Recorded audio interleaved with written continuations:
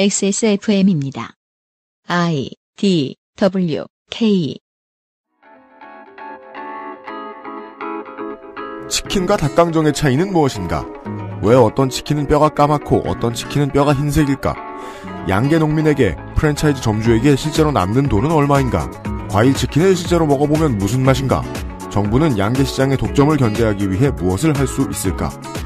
청취자 여러분들이 들려주신 질문이 너무 많아서 줄였는데도 2018년 1월 네 번째 주 그것은 알기 싫다는 대한민국 치킨전의 질문과 답변 시간으로 채워야 했습니다.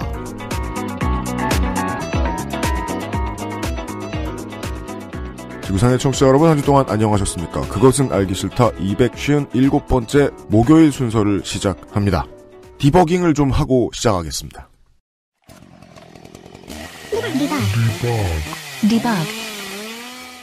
대한민국 치킨전 방송에서 말이죠. 네. 이걸 듣고 계시던 식품공학 덕질하는 게 직업인 이한승 교수가 지적을 해주셨어요. 막걸리의 주세는 3%가 아니고 5%래요. 아, 그래요? 네. 정은정 농축산인이 숫자를 말하면요. 되게 멋진 근사치가 나와서요. 네. 다 잘랐거든요. 근데 하나가 살짝 내보내져 버렸네. 네. 이한승 교수님 고맙습니다. 곧 스튜디오에서 만나요. 아, 그리고요. 지난주에 나왔던 문학인의 삼국지 이야기 도중에. 네. 우리가 그런 얘기를 했었죠. 귀신을 본 적이 있느냐는 질문이 심리평가에 있다. 그쵸. 네. 이것과 관련해서 심리 측정평가를 공부하시는 분들이 계세요. 네. 보통 질문 같은 거 의사 선생님이 만드는 게 아니고 측정평가 전공하는 공부노동자들이 만드는 거거든요. 네. 근데 그거 하는 분들은 너무 없다는 걸 제가 알기 때문에, 세상에 진짜 없다는 걸 알기 때문에 그 아실 청취자 없을 줄 알았는데 계셨어요. 이창묵 씨라는 분께서 메일을 보내주셨습니다. xsfm25gmail.com으로. 측정평가 전공으로 박사를 지금 수료한 공부노동자시라네요. 이 귀신을 본 적이 있느냐는 질문이 인성검사에 포함된 이유를 설명해 주셨어요. 아, 진짜요?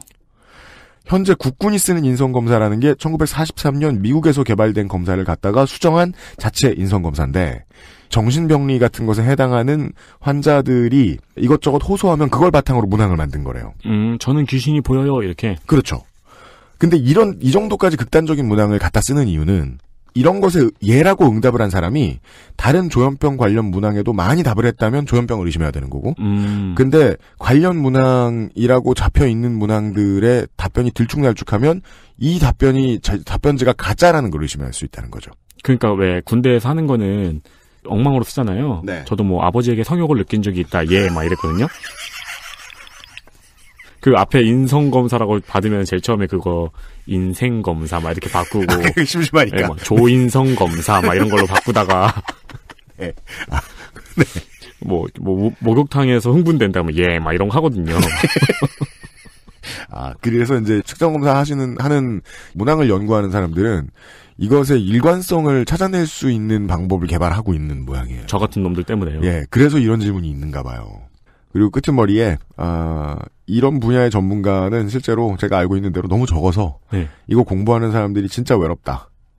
이런 말씀을 남겨주셨어요. 와, 그럼 그 인성검사지가 전문가들 눈에 보기에는 그 엄청난 미로 같은 트릭 게임이네요. 그렇겠죠. 예. 예. 다른 나라에서 만든 거 보면서 우와 잘 만들었다 이런 것도 하고 그러겠죠. 보면서. 그러게요. 예. 예, 이창묵 씨. 물론 전화 성가비도 외롭습니다.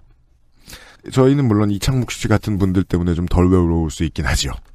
왠지 그거 생각나네요. 뭐요? 저기 옛날에 책들, 초등학생 대상으로 했던 책들 중에서 28페이지로 가시오 해서 28페이지로 가면 막 얘기 막 있고. 그런 거 짱 재밌는데. 네. 그러니까 그 인성검사지도 네. 귀신을 본 적이 있다 그러면 여기에 예스를 했으면 어떤 문항을 봐야겠구나 하면서 그 문항을 쫙 보실 거 아니에요. 그렇죠.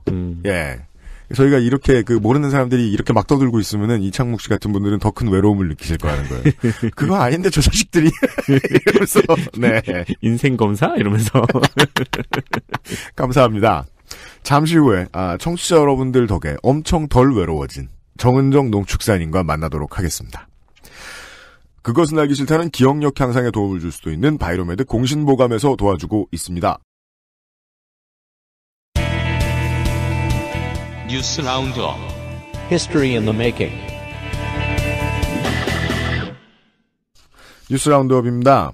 조윤선 전 장관은 이번 청와대에서 캐비넷 정리하다가 나온 그것 때문에 네. 판결이 바뀌어서 다시 깜빵 생활을 하게 되었습니다. 다시 가는 건 진짜 싫을 것 같아요.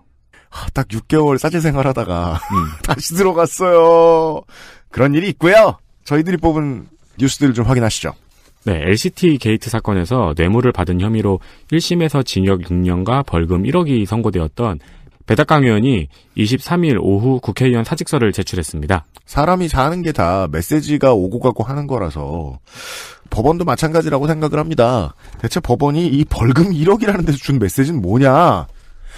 당신은 이제 답 없다, 정치인으로는. 그죠. 그러니까 감형을 웬만큼 해도 9,920만 원을 깎아주기는 어렵습니다. 그렇습니다. 네, 이건 그냥 가는 거예요. 사유는 1신상의 이유입니다. 네. 틀린 말은 아니죠. 네. 1신이 피선거권을 박탈당하게 생겼기 때문에. 네. 네. 지금은 정세균 국회의장의 허가를 기다리고 있습니다. 네. 사직서가 수리된다면 자유한국당의 의석수는 117석이 됩니다. 너무 이상해서요. 정치 들여다본다고 오래 들여다봤는데요. 자리를 잃기 전에, 사표를 쓰는 국회의원은 정말 드물어요. 네.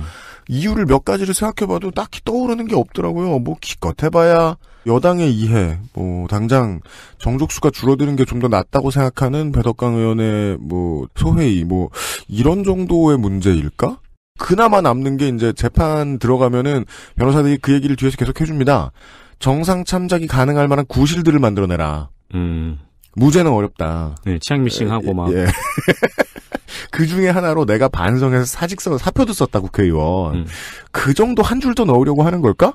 근데 그것도, 생각해볼 만은 한데, 꼭 그런 이유로 사표까지 썼어야 될까가 예전에 좀 이상하다는 생각 정도 하고 있어요. 네. 그리고 부산 해운대구는 6월에 재보선을 치러야 하죠. 네, 해운대구 갑은 하태경 의원이고요, 바른정당의. 네. 을입니다. 지금 재보선이 확정된 곳은 서울 노원구 병, 서울 송파구 을, 그리고 울산 북구입니다. 네. 그리고 지방선거 전에 또 사퇴하는 분들이 나오시겠죠? 그렇습니다. 현재 국회의석은 민주당 121석, 한국당 117석입니다. 그래 되었습니다. 불과 한 4주 전, 5주 전까지만 해도 바른정당 엑소더스 때문에 한국당이 결국 의석을 더 채울 것이다라는 얘기가 나왔었는데 정체가 상당히 길어지고 있죠. 이대로 지선을 치를 가능성이 좀 높습니다. 네, 뿐만 아니고 그리고 한국당의 이군현 의원, 김한표 의원, 엄용수 의원, 박찬우 의원, 권석창 의원, 그리고 국민의당의 송기석 의원, 박준영 의원 등이 재판 결과를 지금 기다리고 있습니다. 그렇습니다. 이게 재밌는 게 지금 재판 결과를 기다리고 있는 자리로 셉시다. 네. 중요한 건 자리니까. 6석 모두가 전남과 경남, 충남 이래요. 어떻게 가도 큰 변수가 없어 보이는 곳이 경북인데 경북 빼고 경남하고 충청도의 의원들을 지금 한국당은 잃었어요. 잃을 수도 있죠. 한국당한테는 엄청나게 빨간 물이죠. 네. 지금 민심이 어떻게 돌아가는지를 보고 있으면. 이 6석은 고스란히 다른 곳으로 갈 가능성이 높습니다. 그리고 또 언론들을 보니까 그런 얘기도 있더라고요.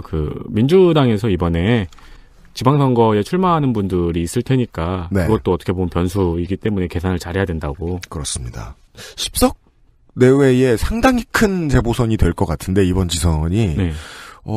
제가 늘 말씀드리죠. 이번 지선은 변수 없다라고요. 늘어날수록 웃는 건 여당밖에 없을 겁니다. 네. 다음은요. 현송월 단장 박람이 이렇게 큰일인가 봐요. 실제로 이 뉴스의 제목은 이렇게 뽑아야 되죠. 현송월 씨라는 사람에 대한 보도 과잉. 네. 네. 그러니까 이게 뉴스예요. 뉴스가 과잉인 게 뉴스예요. 어느 순간부터 우리나라의 가장 대표적인 뉴스가 JTBC 뉴스룸이 됐잖아요. 네.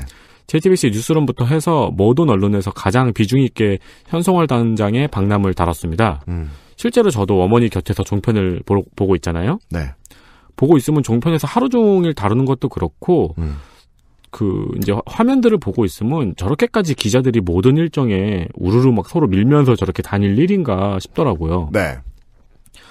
특히 종편과 보수 언론에서는 과잉 의전을 지적하고 있습니다. 네. KTX 특별 편성에 대한 지적이 많았고, 그 외에 네. 여러 가지 지적들이 있죠. 장난하나 지금. 일단은 언론 얘기부터 좀 하면요. 제일 웃겼던 게 YTN에서 하는 걸 제가 우연히 지나가다 봤는데 네. 이제 현송월 단장을 둘러싼 언론 보도가 지나치다. 그랬더니 이제 YTN의 기자가 이제 거기에 옆에 앉아 있던 패널이 현송월 단장은 총살당한 적이 없는데 TV조선하고 조선일보에서 오보한 적이 있지 않느냐. 이런 거 다 잘못이다. 그래놓고 그 광고가 나오잖아요. 네. 광고 나오면 보통 YTN은 밑에 그 속보 있으면 빨간색 큰 글씨로 해주잖아요. 네. 현송월 짙은 코트에 모피 목도리 착용. 미친 것 같아, 우리나라 언론은. 정말로 이걸 보도를 해주고 싶었으면, 대표단과 정부에서 가장 많이 현송월 단장 왔을 때 신경 쓴 게, 물론 의전하고 안전에도 신경을 많이 썼습니다만은, 국내 육로로 들어오는 모습을 얼마나 많이 이쁘게 보여주느냐, 였거든요. 네. 실제로는 그게 제일 중요해요. 이 육로를 이 사람 받자고 텄잖아요. 네. 미국은 개성공단 제자리를 텄잖아요. 이제 개성공단으로 돌아가는 길에 문을 열어놓고 그 바람에 발자국을 찍어놓고 갔다. 이게 제일 중요한 뉴스인데 계속 모피코트 에르메스 백이면 어떻고 아니면 어때? 에르메스는 또 아니라 그래. 그게 중요한 게 아니라고. 그거 너무 웃기잖아요. 이게 만약 진품이면 2천만 원짜리입니다. 막 무슨 현송월 씨가 무슨 임신했냐 아니냐. 격 떨어져 돼지겠습니다. 진짜 쪽팔려서. 우리나라 이제 큰 회사들 데스크의 오늘을 보여주는 사태였다고 생각합니다. 많이 부끄럽습니다. 네. 얼마 전에 그 사석에서 그런 얘기 하셨잖아요. 뭐요? 왜 식당 가면 다 종편만 틀지 그랬잖아요. 그렇죠. 그리고 이제 종편이 아무래도 이제 좀 오래된 연령층이 많으니까 하루 종일 텔레비 볼 수 있는 사람들이 그렇잖아요. 네. 그러다 보니까 이제 또 그분들 관심사에 대한 걸 많이 방송을 해주는데. 네. 제가 이사한 집에서 제일 싼 TV를 신청했거든요. 종편밖에 없더라고요. 그렇구나. 네, 종편밖에 없어요. 화해 무드, 남북 간 화해 무드에 초를 치는 것이 되게 지금 보수 언론과 자유한국당의 중요한 사업 중에 하나인데요. 이번에는 정말 그 사업을 하고 싶었으면 보수 언론들이 정말 잘한 것 같은 게 이런 류의 보도라는 게 북한이 보기에 결코 기분 좋을 게 없어요. 네. 심지어 막 무슨 김정은의 옛 연인 막 이런 거 가지고 막 떠들고 있고 동아일보, 조선일보 이런 데는 동아일보였을 거예요 아마. 심각한 인격 모독을 하고 있어요. 정말 혈안이 돼 있는 것 같아요. 한편 자유한국당의 나경원 의원은 평창올림픽이 평양올림픽으로 둔갑하고 있다고 발언했고. 제일 싫어요 진짜 이거는. 예. 홍준표 대표도 오늘 왜 이렇게 감정적이야 나? 예. 홍준표 대표도 페이스북에 언급했습니다. 이에 박수현 청와대 대변인이 23일 춘추관 브리핑에서 이를 이해할 수 없다고 강한 불만을 드러냈습니다. 네. 또 노회찬 의원은 왜 냉면은 다 평양 아니면 함흥이냐? 서울냉면, 수원냉면은 왜 없느냐? 대한요식협회에 이거 완전 정치적으로 중립이 깨진 거 아니냐고 항의를 해야 하는 거 아니냐고 발언했습니다. 네. 완벽한 해석이 들어왔고요. 그 청와대가 반발을 이럴 때 해주는 게 예전하고 좀 많이 달라진 부분인 것 같아요. 제가 몇 번을 얘기하잖아요. 김강진 의원이 우리 방송에서 하셨던 얘기. 지금은 언론 지형이 참 다르다. 노무현 정권 때처럼 그냥 마냥 밀리지 않을 것이다. 근데 그러자면 청와대도 공식적인 입장을 통해서 소통을 해줘야 된다는 거죠. 에이 그거 헛소리예요 라고. 네. 예, 깃발을 먼저 완벽하게 들어줘야 지지자들 사이에서 혼선이 좀 안 오는 측면은 있습니다. 이건 좀 자주 해줬으면 좋겠습니다. 뉴스가 하나 더 있습니다. 가맹점주의 치즈 통행세와 같은 갑질을 한 혐의로 재판에 넘겨진 정우현 전 미스터피자 회장이 1심에서 집행유예를 선고받고 석방됐습니다. 자, 1심이 이렇게 됐습니다. 네. 예, 이 마음에 안 드는 점은 갑질 논란 있잖아요. 갑질 논란은 갑질을 당하는 사람들을 위해서 언론이 움직여주는 걸 수도 있지만 더 큰 건 언론이 자기들이 팔기 좋은 상품이라서 파는 거거든요. 자기들이 팔기 좋은 상품이라 한 시즌 팔면 그 다음에 내려놔 버려요. 지금 중계가 잘 안 돼요. 네. 예, 이게 지금 1심에서 집행유예 됐다는 걸. 1심에서 집행유예 받죠? 재심이 나와도요, 비슷한 상황이에요. 그거 되게 웃기지 않았어요? 그 성화봉송하는데 조연아 씨 뒤에서 따라가는 거? 그 다들 봤어요, 그거? 참 그 유명한 얼굴이 되긴 했어요, 이제. 네. 한편 횡령 혐의로 기소되었던 동생과 대표이사 그리고 비서실장에게는 모두 무죄가 선고되었고요. MP그룹 법인에는 벌금 1억 원이 선고됐습니다. 1억을 맞았답니다. 1억을. 예. 이거 헤드라인 한 번만 좀 크게 좀 큰 회사들을 써주면 이런 건 진짜 심각하게 여론조리 돌리면 당연히 되는 문제인데. 예. 네, 재판부의 이제 기록을 찾아보니까요. 치즈 가격을 부풀렸다고 보기 어렵고 그렇대요. 공급 가격이 정상적으로 형성됐다고 했습니다. 그렇대요. 그리고 탈퇴 가맹점주들이 모여서 피자 연합을 만들었잖아요. 그러자 미스터피자가 그 인근에 또 출점을 하면서 이제 보복 출점 논란이 있었는데요. 네. 이 보복 출점을 했다고 인정될 만한 증거가 없다고 이 혐의에 대해서 무죄를 선고했습니다. 1심 재판 결과가 세상빛을 보면 상황이 많이 반전될 것이다라고 느끼는 이유는 이제까지 국민들이 많이 경험을 했죠. 한국의 법원은 은근히 여론 눈치 많이 본다. 네. 게다가 이 판결문의 내용이 논란의 요소가 너무 많습니다. 네. 보복 출정을 했다고 인정될 만한 증거가 없다니. 그리고 또 몇 개 더 있어요, 이상한 게. 그러나 친인척을 허위로 취업시킨 혐의와 광고비 횡령 혐의에 대해서는 유죄를 선고했습니다. 그래서 이제 집행유예가 나온 거죠. 그리고 재판부에서는 6개월의 구금 기간, 피해액 회복, 피고인의 연령, 그리고 가맹점주의 선처 요구와 토종 피자 기업을 살릴 기회 등을 고려했다고 밝혔습니다. 네. 토종 피자 기업을 살릴 기회를 재판부가 왜 고려해야 되는지. 그러게요. 네, 1번 질문이고요. 연령은 간혹 가다가 봐줬으면 좋겠다는 생각도 하는데요. 제가 슬팡 보다 보니까 무기수 할아버지가 네. 되게 슬프잖아요. 그렇게 슬픈 사연을 가지고 들어오는 노인들만 있는 건 아니겠습니다만. 한 25번 양보해서 피고인의 연령 드립까지는 괜찮다고 생각해주고 싶은데 가맹점주들이 선처를 요구했다. 이거는 결국 입법부가 국회의원들이 좀 고민을 해봐줬으면 좋겠어요. 직접 피해 당사자가 선처를 요구할 때에 상황 해석을 하는 방법을 좀 만들어냈으면 좋겠습니다. 네. 네. 이게 꼭 필요해 보입니다. 네. 이런 문제로 피해자 쪽에서 선처 요구 나오는 가장 흔한 게 프랜차이즈 점주들 그리고 성폭력 범죄자입니다. 네. 프랜차이즈 회장이 가맹 점주들 인질로 잡고 재판장에 들어가는 거잖아요. 아주 쉽게 말하면 그런데 제가 거기까지는 못 말했는데 대신 얘기해줘서 고마워요. 네, 이 정도 뉴스 정도 기억해 주셨으면 좋겠고요. 그리고 6개월에 한 번쯤 있는 제가 팟빵 댓글 보는 날이었어요. 아 그래요? 예. 무슨 심경의 변화가 클 때 그런 거 보시는데? 이제 슬감이 끝났구나. 볼 게 없잖아. 네. 네. 봤더니 아니나 다를까 문재인 정부 잘못했다고 얘기하면 난리가 나죠. 그거 근데 저희 게시판 댓글은 좀 나은 편이에요. 그건 그런 것 같더라고요. 네. 예. 이 얘기를 좀 해봅시다. 여자 아이스하키 대표팀과 관련된 문제 네. 들으시다가 생각이 많아지신 분들이 꽤 계시던 모양인데 네. 결론만 말씀드리면 되게 많은 분들이 더 정치 이슈에 관심을 가져주시고 시사 이슈에 관심을 가져주시는 건 좋거든요. 그렇죠. 근데 그렇게 댓글 달아주신 그분들 본인들은 지금 치사량의 시사 이슈를 소비하고 계신 것 같아요. 건강에 안 좋겠습니다. 예, 정치 관련된 이슈 당분간 멀어지시는 게 정말 정말 좋겠습니다. 커뮤니티요. 예, 이거 지금 최대한 간단하게 얘기해볼게요. 이야기 2개 정도요. 이야기 하나는 새 철새 권성동, 김성태, 장제원 이 사람들이 이명박 정부 때 남북 단일팀 지원 내용을 담은 법안을 냈다는 거죠. 네. 다들 아는 사실입니다. 뭘 잘했다고 이 사람들 나경원 의원 이런 사람들이 한국당에서 공세에 여념이 없죠. 지금 여당에. 갑자기 선수 권리 드립치고 그걸 처음에 짓밟으려고 했던 건 새누리당이잖아요. 네. 자유한국당이에요. 이게 여론이 대표 선수 개개인에서 올림픽의 성공 위주로 시각을 옮겨가게 된 큰 원인이에요. 한국당이 저런다. 네. 봐주면 안 된다. 그죠. 두 번째 얘기는 실제로 IOC하고 세계 아이스하키 연맹이 IIHF죠. 여기가 남북 단일팀 엔트리를 23에서 35으로 늘리기로 한 상태였어요. 여기서 북한 측이 경기당 대여섯 명을 출전시켜달라면서 더 지릅니다. 좀 때를 씁니다. 네. 그래서 지금의 우리 대표단이 이걸 우리 선수단 입장에서 3명 선으로 막아준 겁니다. 새누리당이 이상하게 던져놓은 걸 지금의 대표단이 디펜스한 그림인 게 맞아요. 네. 예. 그리고 저는 이걸 막다 말았다라고 본 거죠. 장관의 입장에서는 정무적 감각상 IOC도 이렇게 해라고 한 걸 아예 던져버리는 건 우리 정부에 돌아갈 때 빈손으로 돌아간다는 생각이 드는 거예요. 저쪽에서 쥐어준 게 있는데 우리가 빈손으로 돌아가면 쓰나라는 생각이 드는 거예요. 저는 그게 촌스럽다고 본 거고요. 이렇게 되묻고 싶은 거죠.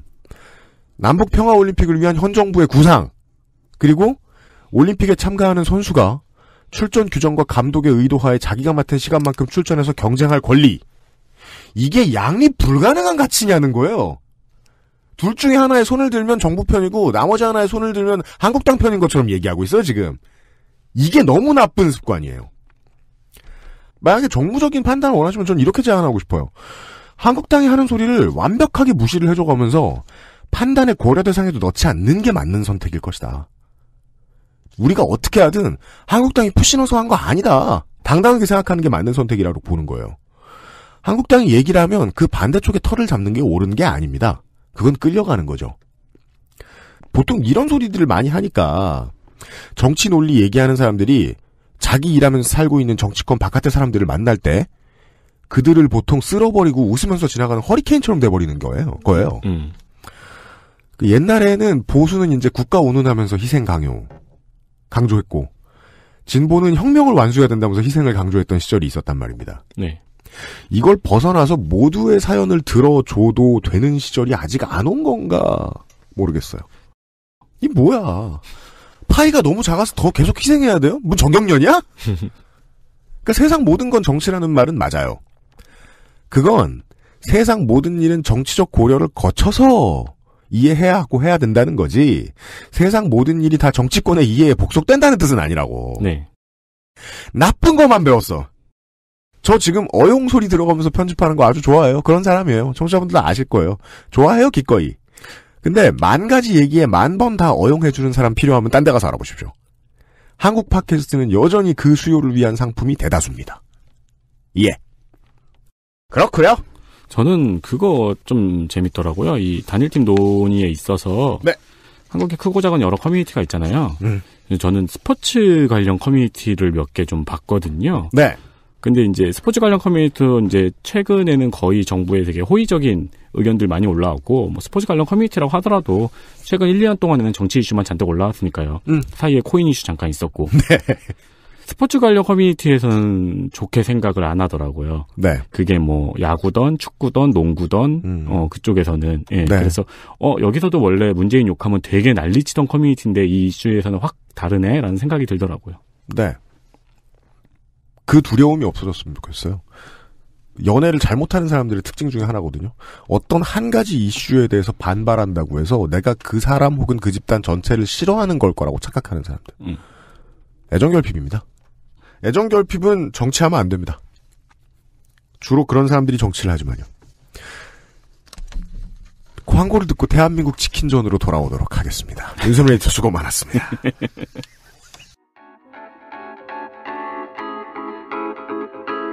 내 삶을 돌아보는 시간. 대한민국 치킨전. 옛날에는 그런 얘기 있었어요. 옛날 얘기는 얘기가 참 많았죠. 드라마 같은 거요. 네. 이제 그 지방이나 어디 특수한 촬영지에서 이렇게 머물러 가면서 계속 찍어야 되는 그런 게 있어요. 네. 근데 그 드라마가 어쩌다가 확 하고 떴다. 그죠. 그러면은 모바일 소셜이 없던 시절에는 내가 뜬 줄 모르고 있던 거예요. 배우 막 PD 이런 사람들이. 그래서 실감을 못했다. 네. 막 종방연 하고 안 왔다. 예. 뭐 촬영만 하다 보니까 몰랐다. 그렇죠. 그러니까 청취자분들께 제 변명을 하나 해야 되겠습니다. 대한민국 치킨전은 워낙에 이제 그 옛날에 몰아서 다 녹음했기 때문에 청취자분들이 이렇게 심각하게 반응하실 줄 몰랐습니다. 네. 무슨 제가 뭐 이렇게 대놓고 사실은 막 정말 섭외하기 싫었는데 무슨 어디 지역 농협 이런 데서 막 밀어 넣어가지고 정은종 농축산인을 싫어 이러면서 한 게 아닙니다. 제가 섭외한 거고요. 네. 그러니까 녹음 몰아서 다 해놓고 네. 매주 나갈 때마다 인기가 점점 올라가잖아요. 네. 그러니까 점점 당황을 하시는 거예요. 신이 왕님 하셨어요. 저를 모시러. 물론 마포에서 맞아요. 서교도까지. 예. 그렇잖아요. 네. 아니 나 저 집에 있어 저 거동이 불편한데 남양주로 오세요. 이런 남양주까지 갔을 거야. 저 최선을 다했다니까. 네. 예. 제가 얼마나 청취자 여러분들의 견해를 소중히 생각하냐면요. 이번 주가 다 대한민국 치킨전입니다. 이 질문들을 최대한 뺐는데요. 빼봤자 너무 많이 남았습니다. 뭐라고 표현을 해드려야 될까요? 출연료 진공청소기. 아직 입금 안 됐던데. 지금 월말 정산이에요. 몇 사람분의 시간을 가져간 것이냐. 정은정 농축산인 마지막 시간이에요. 반갑습니다. 네, 반갑습니다. 고용 연장의 신. 그렇죠. 저도 이렇게 될 줄 몰랐습니다. 네. 제 소감을 말씀을 드리면 많은 이 연구자 및 이제 필드 리서치를 하시는 분들이 글을 쓰고 책을 발표하고 논문을 발표하고 하신 다음에 그 과정이 지난했기 때문에 그걸 잊어버려요. 네. 저도 앨범 내고 참 공연하기 싫어하거든요. 앨범 내느라 그 고생을 했는데 내 노래를 또 불러? 이러면서 네. 그랬던 것 같은 마음이셨나 봐요. 근데 저는 언제나 소변을 하면서 그 생각을 하거든요. 이 책은 세상에 나왔다고 하기엔 너무 묻혀있다. 꽤 팔렸는데. 네. 그래도 메시지는 계속 재생산되는 게 맞는 것 같아요. 한번 잘해놓으면 저는 뭐 꿈의 해석만 그렇게 사람들에게 100년씩 읽혀야 된다고 생각하는 사람은 아닙니다.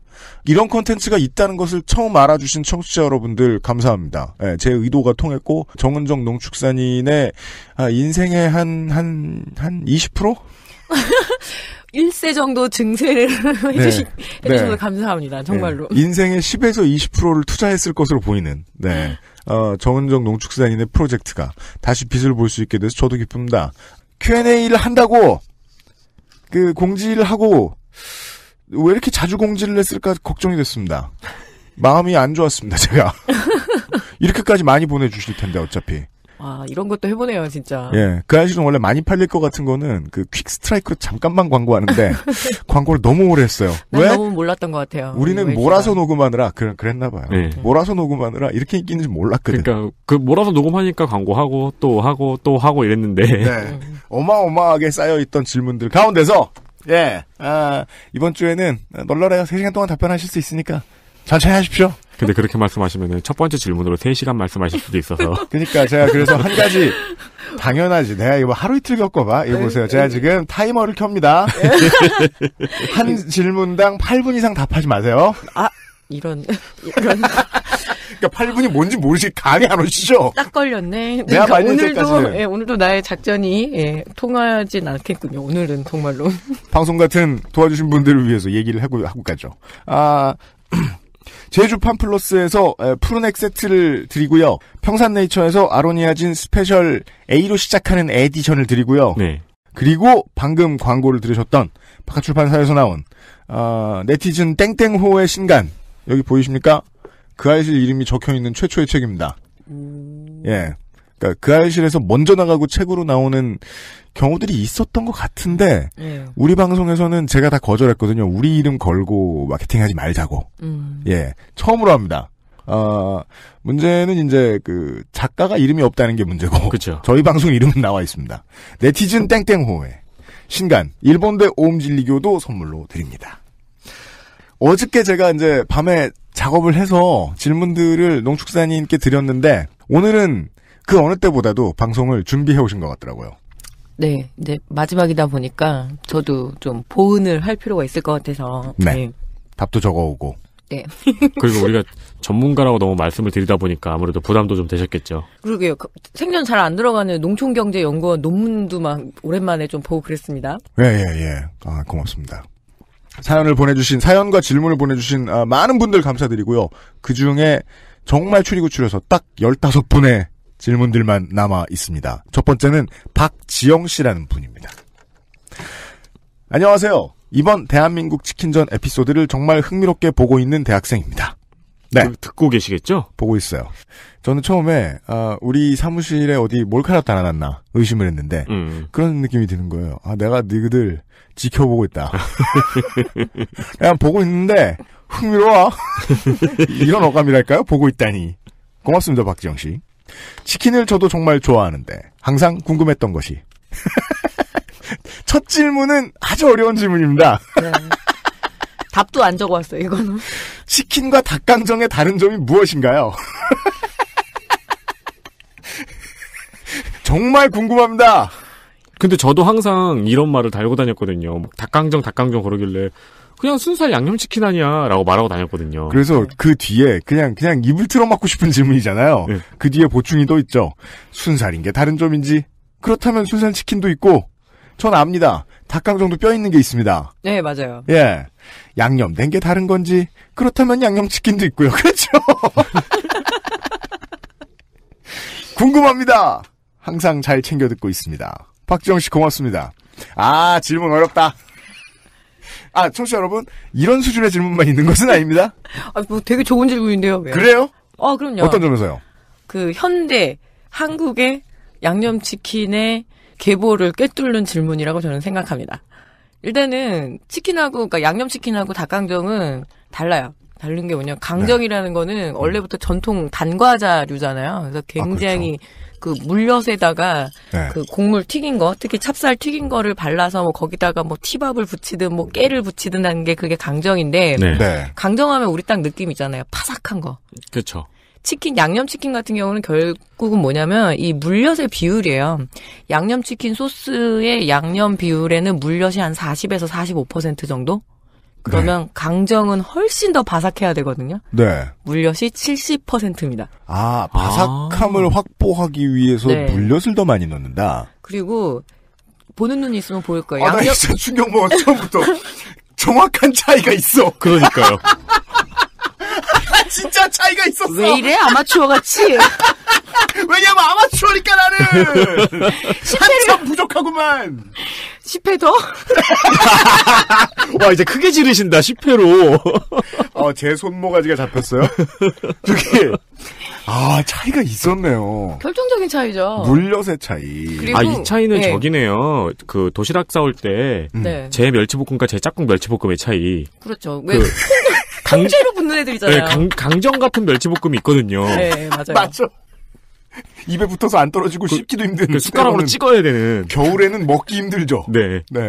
그래서 이렇게 보게 되면 그 물엿의 농도의 차이기 때문에 굉장히 닭강정의 특징이 또 있어요. 식어도 맛있다. 오히려 식을수록 맛있다. 이제 차이들이 보이는 것 같은 게요. 유명한 닭강정집은 택배 배송을 하지만 유명한 양념치킨집은 택배 배송을 하지 않습니다. 맞아요. 빙고예요. 1박 2일의 택배 시간을 견디면 되게 맛있어져요. 그래서 뭐 저기 그 만석 닭갈비 그렇죠. 뭐 이런데 만석 닭강정부터 해서 속초 중앙 닭강정 그런 게 다 택배가 되니까 제 생각에는 돈 벌긴 더 좋은 것 같아요. 속초 중앙시장에 가면 택배용 물량이 따로 쌓여 있고 그쪽 라인이 거의 따로 있는 것처럼 보여요. 네네. 그리고 그 박스를 보면 다른 업체들 것이라도 식어야 된다. 이렇게 쭉 써있죠. 설명이. 네네네네. 줄창. 김이 나가야지 좀 바삭해지고 우리도 강정 바로 먹으면 눅눅해서 못 먹거든요. 그래서 조금 이렇게 건조시키면 더 바삭바삭해지는 거죠. 그리고 겉에 이제 그 물엿층이 조금 굳어야지. 그렇죠. 그리고 제가 생각해보니까 닭강정은 이 순살을 굉장히 작게 토막을 내서 튀김을 훨씬 더 튀김가루를 훨씬 더 이렇게 통통하게 만들어요. 왜냐하면 이게 고기 먹자고 먹는 건 아니거든요. 강정이란 게. 그 식감 때문에 먹는 거기 때문에 훨씬 더 그 튀김옷을 더 바삭하게 하고 전분 함량이 조금 더 높아요. 전분 함량도 더 그리고 높다. 바짝 튀겨요. 초벌 튀기고 애벌 튀기고 하는데 두 번씩을 튀겨서 굉장히 바짝 튀기고 그래서 먹어보면 처음부터 살이 그닥 부드럽지 않아요. 고기 맛을 즐기고 싶으면 그때는 백숙을 먹어야 되는 거죠. 닭강정은 특히 더 그렇죠. 그 튀김옷하고 양념 맛. 그리고 특징이 또 있어요.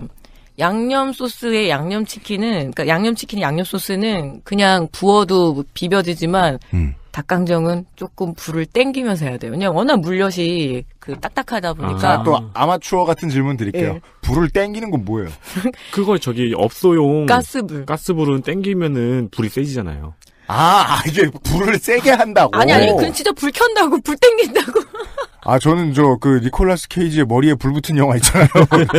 이렇게 불을 막 이렇게 던졌다 땡겼다 하잖아요. 그런 얘기인 줄 알았네. 그러니까 양념을 바르는 게 보통 보면 양념치킨은 그 후라이드 치킨 상태가 나와서 이렇게 그 믹싱볼이라고 그러죠. 거기다가 양념을 묻힌다라면 그 양념 닭강정 같은 경우에는 양념 전용 그 웍이 있잖아요. 그래서 거기다 넣고 비비다시피 하잖아요. 그럼 불을 계속 가스불을 약간 불이라도 나서 그걸 녹이면서 비벼야지 안 그러면은 안 뒤적거려져. 하도 딱딱해가지고. 설탕이 굳어서요. 그렇죠. 그러니까 물엿이 굳어서. 그래서 그게 아주 결정적 차이라고 할 수 있고 제가 생각해보니까 닭강정이 왜 이렇게 인기가 많냐면 닭강정은 2,000원짜리도 팔고 그러니까 컵으로 팔 수 있잖아요. 그렇죠. 콜팝처럼. 그래서 그거 짱 좋아하는. 학생들한테 인기가 많은 거예요. 그러니까 닭강정은 약간 핑거푸드의 개념이잖아요. 네, 핑거푸드의 개념이죠. 대도시에서는 학원가에서 많이 볼 수 있고, 지방도시에서는 이제 고등학교 앞 이런 데에서 보통 닭강정 싼 거 많이 팔잖아요. 요새는 브랜드도 가격 경쟁에 뛰어들어가지고 학교 앞 가격에 맞추려고 하더라고요. 닭강정 브랜드들이. 그렇죠. 먹어보면 모든 게 이해가 돼요. 해주신 말씀이. 지금 고기가 중요한 게 아니다. 두꺼워야 된다. 그리고 유명한 닭강정집, 제가 지금 당장만 해도 저라고 뭐 다르겠습니까? 그 청취자 여러분, 저는 이 방송을 편집하기 위해서 방송을 얼마나 듣겠습니까? 지금 근 8주째 매주 치킨을 미쳤어. 슬기로운 감방생활 할 때마다 치맥이야. 나 그런 사람 아닌데. 그래서 지난주엔 드디어 닭강정까지 갔어요. 속초에 시켰죠. 이제 추우니까 좀 밖에 있어도 된단 말입니다. 안 그래도 밖에 있어야 되는 물건인데, 음식인데. 한 사흘 밖에 있으니까, 옛날에 이제 외할머니께서 해주시던 그 닭발, 조린 것. 같은 맛이 나는 거예요. 젤라틴이랑, 물엿이랑 같이 우러나서, 엉겨 붙으면서, 그 못 먹을 것 같은 그 맛 있잖아요. 먹어보면 되게 맛있잖아요. 그렇게 되더만요.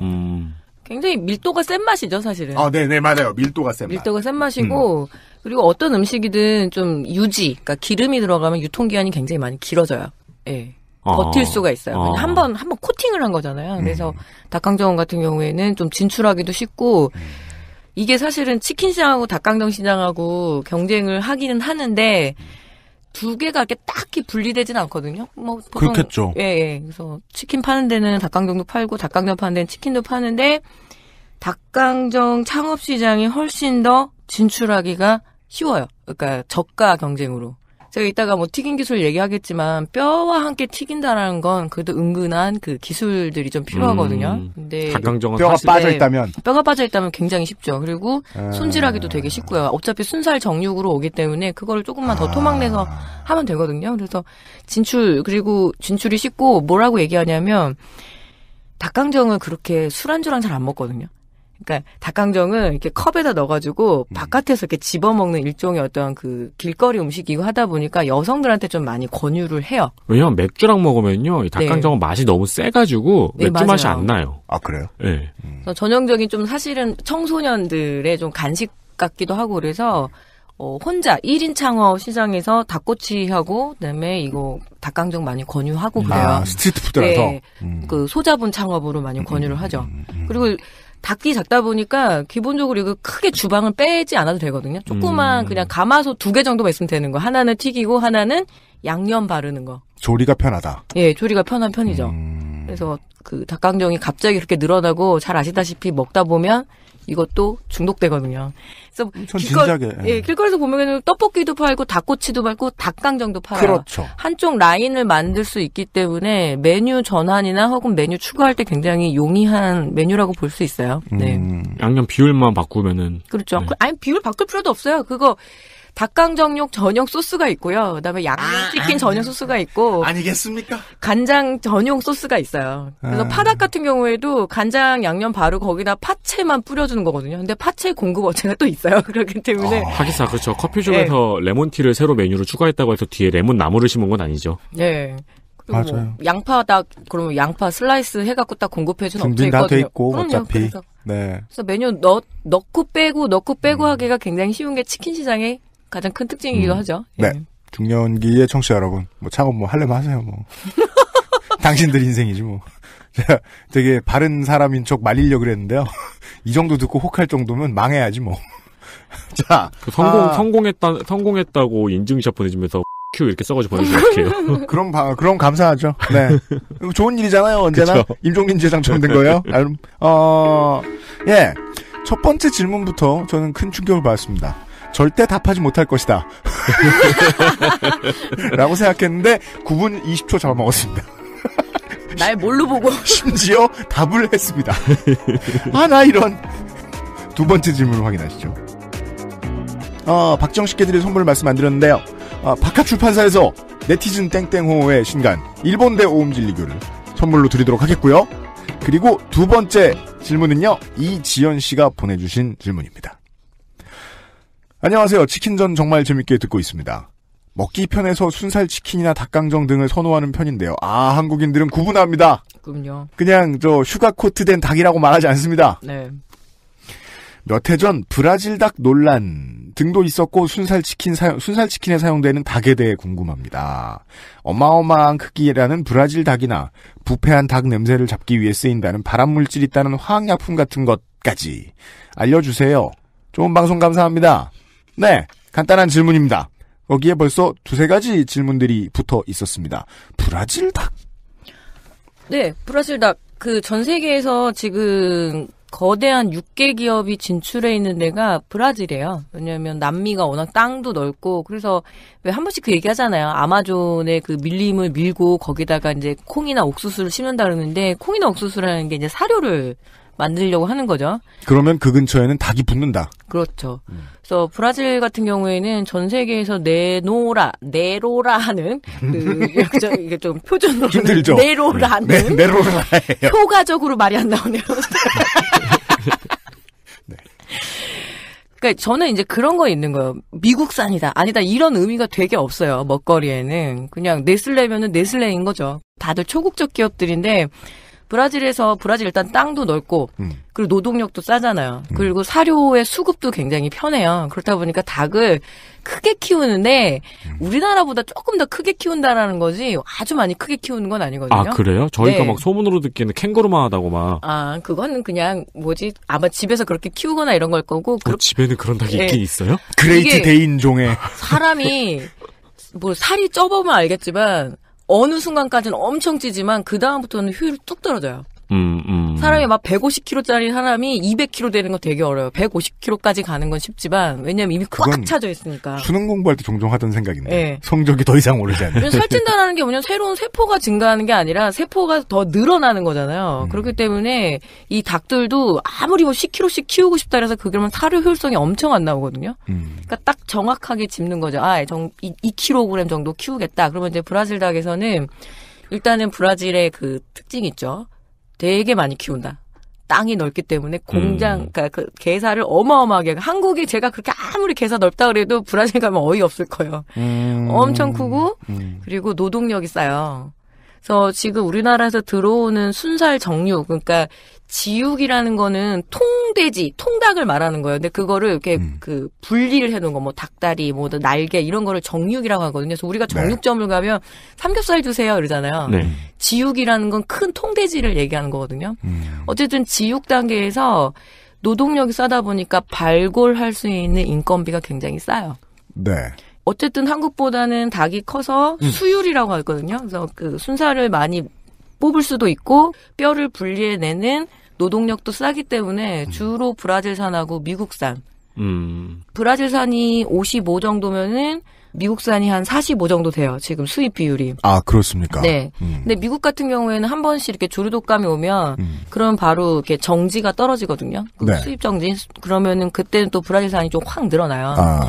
조금씩 또 있어요. 중국산도 있고 좀 베트남산도 있고 그리고 태국산 같은 경우는 어디 있냐면 코스트코 가면 많이 보실 수 있을 거예요. 윙봉 같은 거, 핫윙 같은 거. 태국에 있는 CP그룹이라 그래서 전 세계에서 가장 큰 육계 회사가 사실은 태국에 있어요. 아, 그래요? 네. 근데 그 실제 소유주는 중국이라고는 알려져 있는데요. 이따가 CP그룹은 제가 나중에 말씀드리고 어쨌든 그래서 순살치킨은 지금은 거의 대형 프랜차이즈에서도 순살치킨 라인, 그러니까 닭강정이라든가 순살치킨은 브라질산 아니면 미국산이라고 보시면 될 것 같아요. 네. 가격 경쟁력이 상당히 우월하다. 예, 그리고 벌크선으로 이렇게 들어와서 일단 업체 입장에서도 쓰기가 되게 좋아요. 그러니까 그래 순살에다가 수입을 할 때 생고기로는 안 하거든요. 당연히 냉동이죠. 아, 네. 그렇죠. 냉동 상태를 그 파우치 형태로 잘 해동을 해서 닭을 다 손질을 해서 하는 게 지금 순살치킨. 근데 여기서 중요한 건 뭐냐면 이걸 먹어서 막 어떻게 국내산보다 안전하냐 아니냐 이런 차원은 이제는 넘어섰고요. 이거는 그 기업들이 다 관리하는 거기 때문에 위생 문제에 있어서는 굉장히 많이 넘어온 것 같아요. 그리고 아주 입맛 예민하신 분들 얘기하는데 조금 충격적인 건 있어요. 뭔데요? 브라질산이 더 맛있다고 얘기해요. 닭고기 자체만 삶아서 먹어보면. 그 얘기는 유명하죠. 왜냐하면 한국 닭 같은 경우에는 너무 작아서 단백질이 조밀해질 시간을 못 기다리는 거예요. 얘는 33일 정도니까. 브라질은 왜 그럴까요? 규모가 워낙 크기 때문에 기를 수 있는 시간을 더 줘도 된다는 걸까요? 그렇죠. 한 마리당 차지하는 그 평수라 그러죠. 네. A4지 반장이네 어쩌나 그러니까 한국에 굉장히 특화된 거예요. 10호닭. 그러니까 1kg짜리 닭, 그러니까 10호닭 중심이고. 10호닭이라고. 예, 10호닭이라고. 그다음에 8호닭이면 850g에서 800g짜리를 얘기하거든요. 네. 그 이야기는 결국은 땅의 크기의 문제인 거죠. 브라질 같은 경우에는 워낙 땅이 넓으니까 조금 크게 키워도 상관없는 거죠. 그리고 상식적으로 약간 생각을 해도 네. 한의 나라에서 자란 닭보다는 삼바의 나라에서 자란 닭이 맛있을 것 같지 않나요? 게사에 있는 건 비슷하겠죠. 몰라, 네, 막 이러면서. 그러니까요. 생각만 해도 맛있을 것 같지 않나요? 참. 네. 네, 그런 정도 차이가 있다. 노동력이 싸고, 네. 게사부지가 크고. 그렇죠. 그리고 당연히 옥수수와 콩의 재배의 중심지가 아르헨티나랑 브라질이거든요. 바로 옆에서 바로 사료도 옆에서 공수가 그렇죠. 가능하고. 그럼요. 사료의 이동 거리가 되게 짧잖아요. 그러면은 훨씬 더 이득이죠. 그래서 지금 전 세계에서 아마 그 축산 중심으로 변하는 데가 아르헨티나나 브라질 이미 오랫동안 지속돼 있었는데 그전에 좀 소를 되게 많이 키웠거든요. 아르헨티나 막 옛날에는 그 얘기 유명했죠. 아사도 막 그런 네. 문화가 있었으니까. 근데 지금은 굉장히 급하게 육계 쪽으로 많이 넘어왔어요. 그럼 여기 이분이 무슨 부패한 닭 냄새를 잡기 위해 사용된다는 발암물질이 있다는 화학약품 이야기는 뭔가요? 그거 아마 염지액 있다가 또 질문 나왔는데요. 염지액 얘기일 거예요. 염지액이라는 게 집에서 닭고기 요리 해보시면 아시겠지만 소금하고 후추하고 뭐 엄마들 좀 비린내 뺀다고 우유도 넣고 하는데 그런데 치킨집만큼의 맛이 안 나올 거예요. 결정적으로 그 촉촉함이 안 나와요. 그러니까 집에서 만약에 막 엄마가 오븐을 사가지고 그 엄마는 저였답니다. 제가 집에서 또 오바할까 있었다 결혼 한 10년 차 되면 막 빵도 굽고 과자도 굽고 하면 고기도 구워 그런 먹는데 때가 있다죠. 네. 근데 구울 때 이게 수분이 다 날아가잖아요. 그래서 짠 하고 나왔는데 닭이 너무 퍽퍽한 거예요. 그래서 그게 왜 그럴까 했는데 결국에는 이 염지액이 되게 중요한 거죠.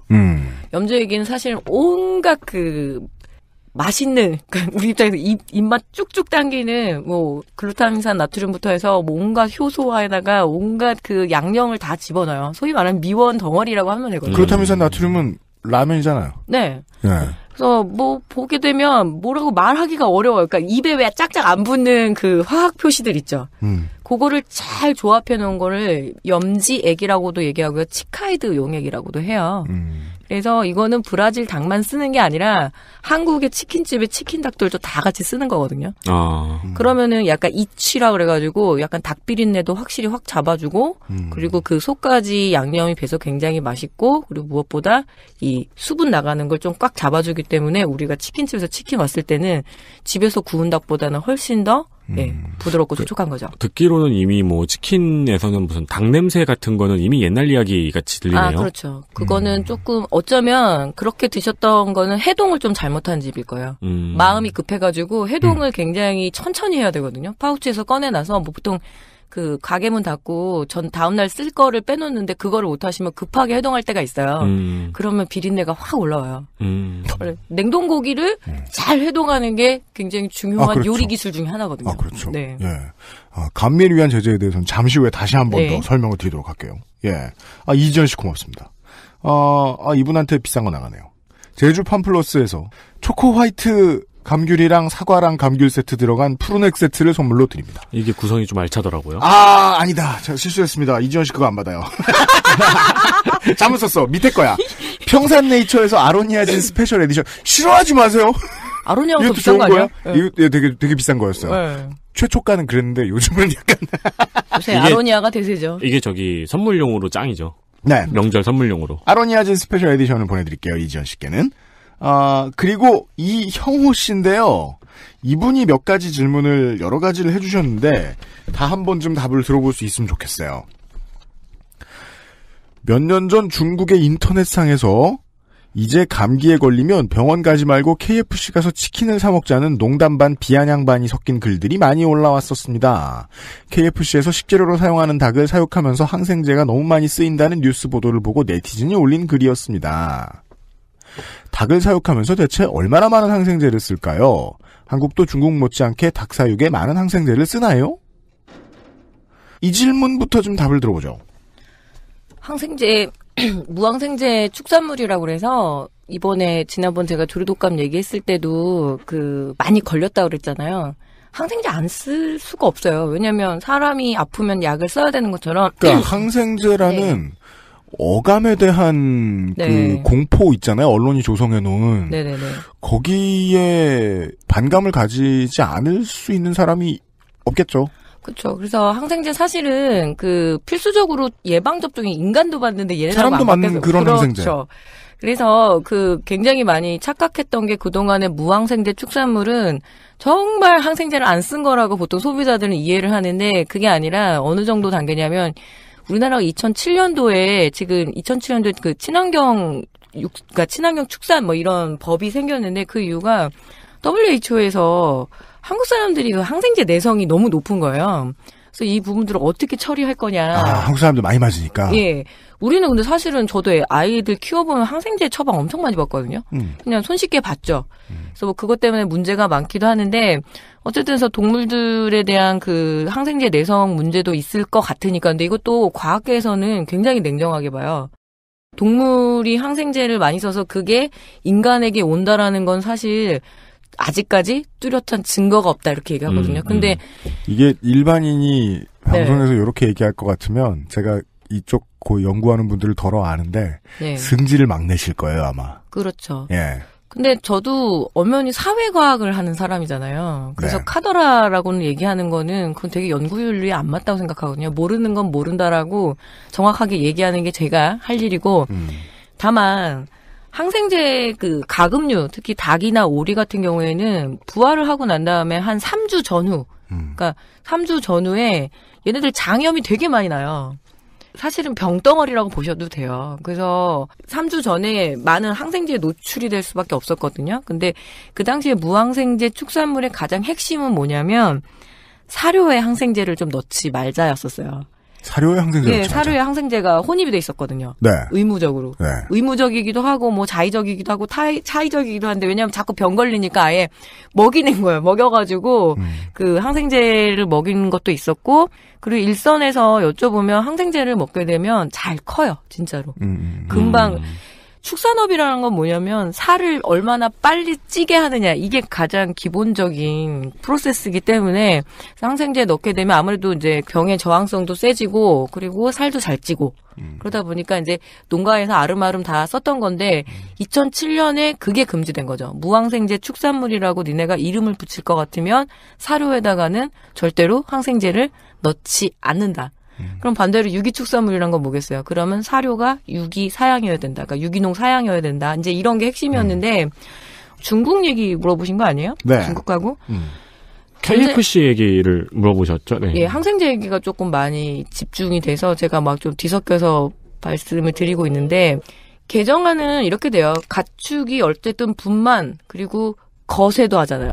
소 거세도 하고 그리고 뭐 그 젖먹이고 부화를 직후한 다음에 그러니까 계란에서 병아리가 나오면 그다음부터 얘네는 뭐냐면 새로운 세상에 노출이 되는 거거든요. 수많은 바이러스와 수많은 세균과 그럼 그때는 무조건 항생제 넣어요. 그러니까 저는 예. 그 무항생제와 관련된 마케팅을 일부 하는 곳들이 있었어요. 네네. 맨날 보면서 그런 생각이 드는 거예요.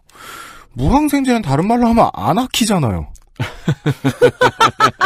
그거 너무 그로데스크했어요. 그 진짜 그 부분. 아니 이게 왜 매력이 있어야 됩니까?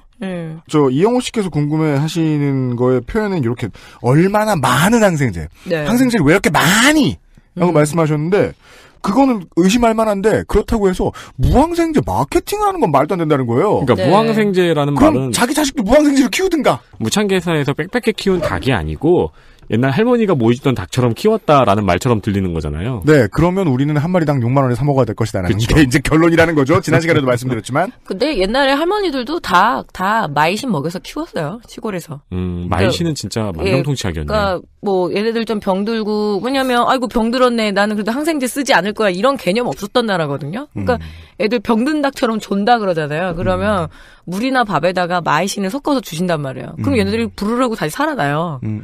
그런 과정이 있었는데 어쨌든 하도 이번에 살충제 계란이랑 난리가 나니까 다시 한번 이 친환경 축산 믿을 수가 없다 막 이래서 그전에는 어떤 동물 치료 차원에서는 허용이 됐었어요.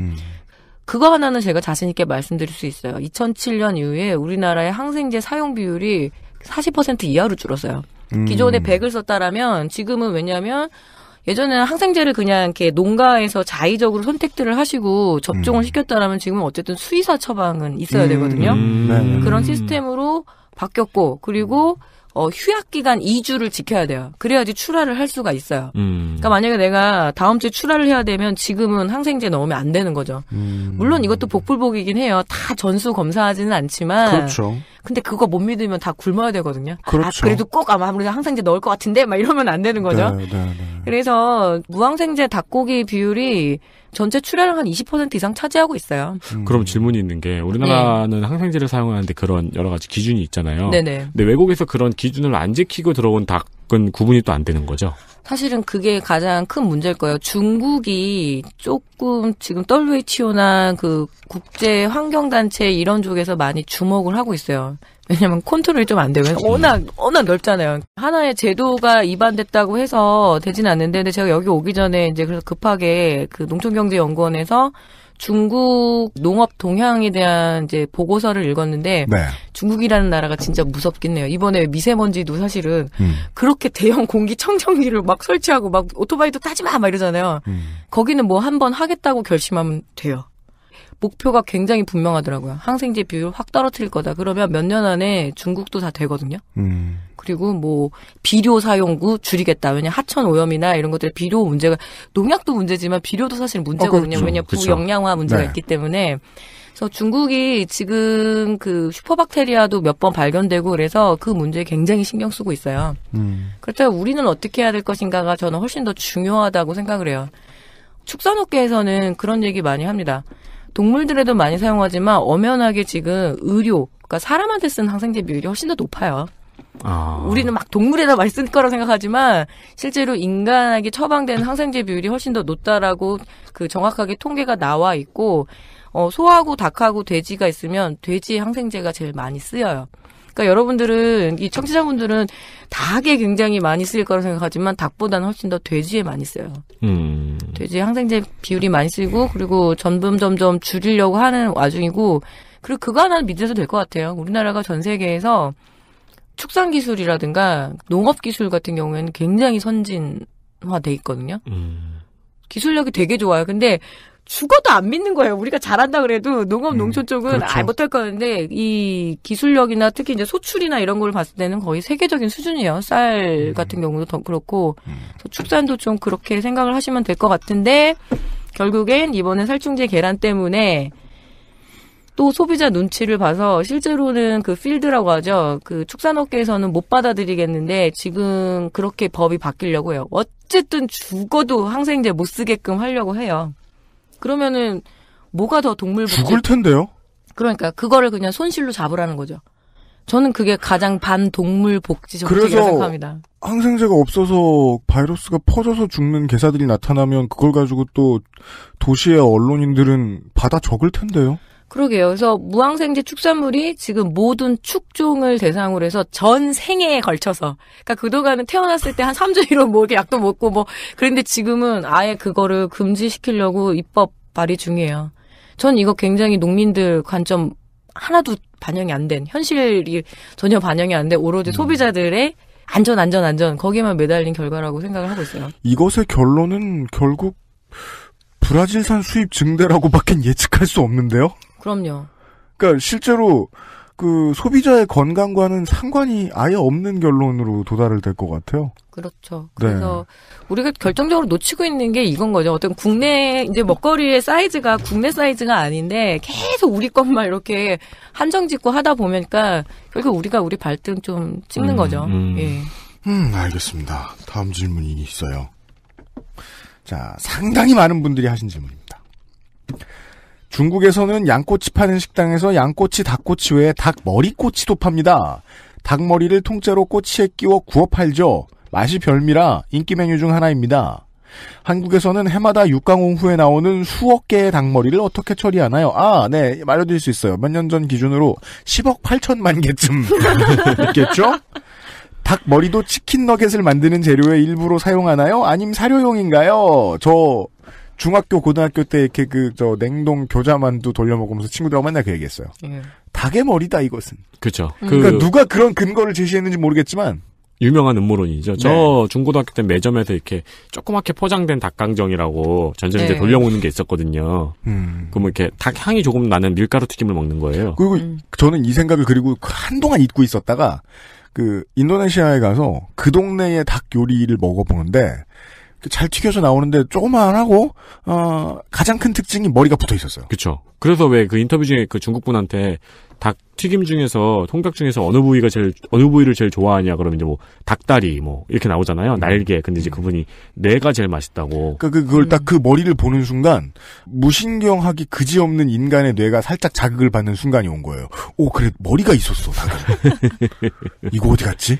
좀 한 번씩 호남에 뭐 여수나 이런 데 가면은 거기에 있는 제사상에 닭머리까지 맞아요. 있는 닭이 있어야 돼서 시장에 이렇게 명절 전후로 가게 되면 닭머리가 고스란히 있는 그 이렇게 모양도 잡혀 있잖아요. 곳곳하게. 그 닭을 팔아요. 그래서 제가 그게 좀 궁금하더라고요. 그래서 아니 그 보통 그 컨베이어 벨트에서 닭머리를 다 치는 시스템인데 저건 어떻게 했더니 그게 그 지역 주변의 도계장 거기 하림이든 어디에서는 한정판으로 그렇게 한번 머리까지도 한다고 그러더라고요. 원래 한정판이란 공정을 살짝 바꾼 것이잖아요. 네, 되게 정성스럽다. 그러면서 여전히 그 닭머리를 꼿꼿하게 세우는 게 중요한 데가 좀 있긴 있더라고요. 근데 그게 아닌 이상. 예, 그게 아닌 이상 실제로는 너겟 재료 같은 경우에는 이게 제이미 올리버 때문에 많이 알려진 거예요. 그래요? 제이미 올리버가 뭐라고 했습니까? 그 제이미 올리버가 영국에서 급식 개선 막 이런 거 막 했었잖아요. 근데 거기서 막 그 닭 너겟 같은 거, 치킨 너겟 같은 거 애들이 되게 좋아하는데 이거 만드는 거 내가 너네들한테 보여줄게 하면서 그 온갖 그 닭 부산물하고 닭 껍질하고 해가지고 그거 한 다음에 예쁜 뭐 별 모양 이런 걸로 찍으니까 애들이 웩 이렇게 한 거예요. 근데 부산물들 중에 뭐냐면 아무리 뭐 이렇게 그 독에 발굴하더라도 남는 그 살코기들 있잖아요. 네. 그래서 그런 것들에 대한 섞인 것도 있고 너겟용으로 해서 왜 등급 외품이 있잖아요. 너무 네. 크게 키워지거나 너무 작게 키워지거나. 이건 그 얘긴데요? 네. 터졌거나 못생긴 토마토가 케찹용으로 가는. 뭐 그런 거 똑같아요. 퀄리티에 문제가 없는데. 네네네. 그런 거예요? 예, 그렇죠. 그리고 그 부산물 중에서도 닭껍질 같은 건 많이 들어가요. 근데 닭껍질이 우리나라는 좀 굉장히 안 먹어 이러는데 일본 같은 데는 굉장히 고급 꼬치집에서 제가 닭껍질 껍질 매니아거든요. 그래서 되게 소비 많이 하지 않나요? 네, 닭껍질 꼬치 있는 집 찾아다니고 그래요. 예. 근데 우리는 이제 그게 뭐 콜레스테롤의 뭐 원인이다 어쩐다 해서 안 먹는데 실제로는 그 닭 머리부터 해서 우모라고요. 그러니까 이 얘네 털 같은 거 제가 한번 말씀드렸는데 사료용으로 들어가죠. 사료는 종류가 몇 가지가 있어요. 식물성 사료가 있고 동물성 사료가 있고 광물성 사료가 있고요. 네. 그러니까 단미 사료라 그래서 사료가 복합 사료가 있고 단미 사료가 있는데 오늘이 전문 용어가 가장 많이 튀어나오네요. 그러게요. 공부 좀 했습니다. 네. 단미 사료라는 게 뭐냐면 이 부산물로 이렇게 만드는 사료를 얘기해요. 부산물이라면 그 모자반 같은 거 있죠. 팔에 막 이렇게 하고 막 이렇게 김 같은 양식하고 난 다음에 버려야 되는 것들도 사실은 굉장히 필수적인 영양소를 갖고 있잖아요. 그래서 그런 것들도 하고 그래서 단미 사료에 보면은 이 닭을 도개하고 난 다음에 이거를 뭐라고 하냐면 불가식 부위. 가식 부위는 뭐냐면 살. 전체. 예. 그리고 뭘 먹어요? 닭똥집. 그걸 근이라고 그러죠. 그리고 닭발. 닭발도 사실은 가식 부위예요. 그리고 또 뭐가 있냐면 날개. 날개도 전체 날개 말고 끝에 날개나 그런 것들은 다 가식 일본은 부위고. 심장도 먹잖아요. 맞아요. 심장도 가식 부위예요. 그리고 아주 일부 있지만 아주 신선한 닭 같은 건 닭내장탕 같은 거. 닭내장 이런 것들 가식 부위라고 하는데 불가식 부위 중에 가장 대표적인 게 털, 닭털. 그리고 내장 중에서 어떻게 컨트롤 못하겠는 그 내장. 그리고 피. 예, 혈액. 선지라고 그러죠. 혈액. 그리고 닭대가리. 사실 닭머리라고 하는데 동물 닭대가리인데 이거를 주원료로 해서 가루로 만드는 거예요. 자, 소는 초식동물이지만 개는 잡식동물이잖아요. 네. 그 잡식동물이 많아요. 고양이도 마찬가지예요. 자, 그래서 점점 그 행방을 따라가고 있습니다. 그래서 개하고 고양이나 이런 고양이는 사료에 육식동물이죠? 그렇죠. 잡식이다 그래서 육식을 보충을 해줘야 되기 때문에 그래서 거기에 단미 사료로 많이 들어가죠. 육식을 하거나 잡식을 하는 동물 사료. 네. 왜 그 생각을 못했지? 그렇죠. 그러니까 아까부터 그 대중 여론의 그 인간 위주의 단선적인 사고. 내가 먹는 거 보면서는 많이 궁금해했는데 우리 집 저 반려동물이 먹는 거 보면서는 왜 궁금해 안 했을까? 그리고 잡식 중에 하나 또 독특한 애들이 광어, 그러니까 양어 사료로도 많이 들어가요. 네. 걔네들도 풀만 먹는 애들은 아니잖아요. 가만있자. 네. 이러면은 10억 8천만 개 어디 다 쓰일만 하죠? 그리고 발골하고 난 다음에 남는 뼈. 새꼬시. 예, 새꼬시? 서더리. 우리가 닭을 한번 생각해보면 닭을 한번 잡으면 남는 게 그 닭뼈. 그죠? 닭뼈도 이제 그 순살 요새 왜 가슴살 같은 거 분리하고 나면 닭뼈가 남고 닭기름이 남잖아요. 네. 기름도 그냥 버릴 것 같죠? 아니요. 동물들은 지방질도 필요해요. 우리 어릴 땐 닭 가지고 묵도 만들었어요. 예. 아, 그거 되게 닭 족편 아주 종갓집 출신이세요? 그거. 글쎄요, 우리 외할머니가 그러셨나? 뭐 해주셨으니까 저야 뭐. 그리고 관절에 좋다고 닭발 엑기스 뽑는 집이 아직도 있어요. 네. 그 전통시장 같은 데 가면. 그 기술이 있으셨다니까. 예, 젤라틴 뽑아가지고 아주 그 종갓집에서나 먹는 건데. 뭘 하는지 모르겠는데 직육면체를 딱 만드셔가지고. 그리고 추가로 말씀드리면 낙농가 있잖아요. 네. 젖소 키우는데 거기서도 남는 것들이 있어요. 그러면 네. 그때 사료로 많이 전환을 하고 제가 아까 태국의 CP그룹 말씀드렸을 겁니다. CP그룹이 무슨 되게 복잡한 말의 줄임말인데 저런 폭판 그룹. 1921년 방콕의 차이나타운에서 씨앗을 수입하고 돼지를 수출하는 것으로 시작한 2015년 기준 연매출 55조 원으로 태국 GDP의 11.7%에 달하는 규모를 갖춘 재벌입니다. 농식품, 가공식품, 가공육, 오토바이, 영농, 은행, 정보기술, 무역, 플라스틱, 제약, 부동산, 유통, 종묘, 통신 등의 사업 분야의 자회사를 가지고 있으며 새우 생산량 세계 1위, 닭, 돼지 생산량 세계 3위의 기업 저런 폭판 푸드가 대표 기업입니다. 이 CP그룹의 두 가지 산업이 굉장히 커요. 하나는 닭이고 하나는 새우예요. 새우요? 네. 이 두 가지를 같이 해요. 새우 껍질이 굉장히 왜 우리 키토산 있잖아요. 네. 중요한 사료의 원료거든요. 자, 새우 껍질을 깝니다. 그리고 새우 대가리가 있고 우리가 먹는 그 샐러드용 칵테일 새우 같은 거 그런 거 한번 코스트코 가서 한번 봐보세요. 칵테일 새우도 CP그룹 거고요. 그리고 양념돼가지고 핫윙이나 윙봉 같은 경우도 CP그룹에서 나와요. 우리는 지금 치킨전 방송을 했기 때문에 닭 머리만 궁금해했는데 네. 이런 식으로 어딘가에 쓰이지 않으면 버려져야 되는 부산물들은 어마어마하게 많군요. 갑각류의 껍데기를 생각해보니까 지금. 그리고 새우도 머리가 있고 그 외에 수많은 머리가 있겠죠. 예, 그래서 많이 논란이 되는 게 베트남이나 이런 데서 아동 노동을 써서 그 새우 껍질을 일일이 까서 이게 노동 착취 음식이다. 블랙 타이거니 이러면서 블랙 타이거 새우나 이런 거 먹지 말자 이런 얘기도 나오는데 어쨌든 그 부산물을 닭으로 전환시키고 닭은 또 팔고 트라이앵글을 만드는데 너무 낯설지 않으셔도 돼요. 왜냐하면 우리나라는 사조 인티그레이션이 있거든요. 사조 한번 말씀드렸을 겁니다. 사조가 그 출판사 하다가 박정희가 그렇죠. 근데 거기서 참치도 만들다 보니까 참치의 부산물로 사료로 전환시킬 수도 있고 또 사조가 사료 산업도 아예 갖고 있어요. 그리고 대림 선어묵도 갖고 있고 온간에 간장된장도 갖고 있고 그리고 오양 맛살도 갖고 있고 그러면 닭도 갖고 있는 거죠. 사조가 그래서 최후에 진출한 그 업종이 양계였어요. 양계. 그러니까 인수를 한 거죠. 그 이유는 뭐냐? 자기가 보니까 부산물이라고 다 연결하면 되거든요.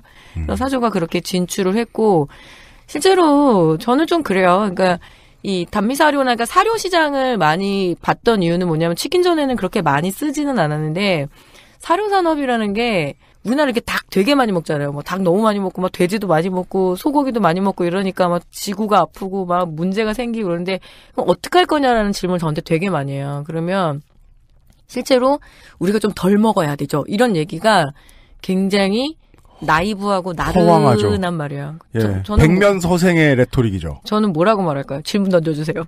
어떻게 해야 돼요? 저는 사료 공장의 구조조정이 필요하다고 생각합니다. 구조조정이요? 예, 사료 공장이 사료 산업이라는 게 커다란 이런 수익을 나는 사업이 아니에요. 완전히 그냥 컨베이어 벨트로 해서 그 플랜트 산업이거든요. 플랜트 산업의 특징이 있죠. 한 번 지어지면 끝까지 간다. 그리고 엄청난 기술이 필요한 게 아니에요. 이게 조합만 잘 하면 되거든요. 그런데 전 세계적으로 콩이랑 옥수수 그 재배율이 높아지고 그리고 우리가 먹는 것들이 이런 게 부산물이 많이 나올 수밖에 없잖아요. 닭 10억 마리에 10억 개 부산물이 나올 테니까. 큰 기업이 좋아하는 이유 중에 하나가 공장을 지어놓으면 요즘 뜨는 다른 업계들에 비해서 어처구니 없을 정도로 기술 혁신이 의미가 없다. 예. 한 번씩 하림이 그렇게 앓는 소리를 합니다. 우리가 사료산업으로 버는 돈이 200억밖에 안 돼요. 이렇게 얘기하거든요. 근데 그 10조가 넘는 대기업에서 200억이라는 건 굉장히 우스운 돈이죠. 그런데 그 사업으로 촉발하는 사업들이 훨씬 더 큰 거죠. 양계, 양돈. 그리고 아마 최후에는 계란하고 추구, 낙농까지 진출을 할 텐데. 알짜 사업을 움직이기 위해서 반드시 가지고 있어야 되는. 그렇죠. 계란으로 해서 돈 벌고 싶다는 생각은 아마 안 할 거예요. 계란이 촉발하는 그 가공산업. 그리고 계란은 굉장히 중요한 게 거기서 우리가 백신을 뽑거든요.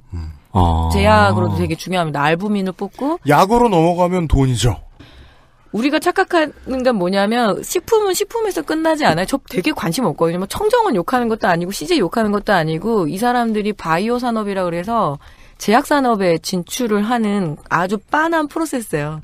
처음엔 동물을 잡고 사료를 잡고 그리고 난 다음에 농약을 잡고 농약을 잡으면 농약의 성분만 조금 바꾸면 그게 사람 먹는 약이거든요. 그럼 제약을 잡는 거죠.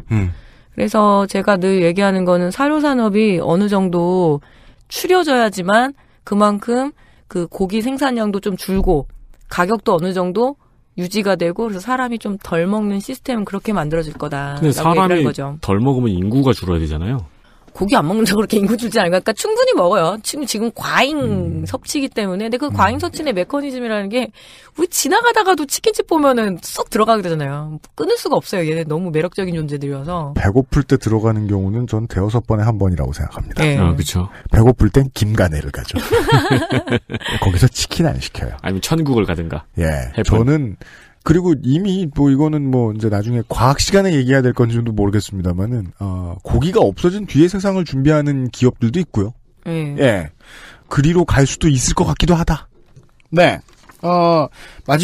이분의 마지막 질문은요. 계란 얘기입니다.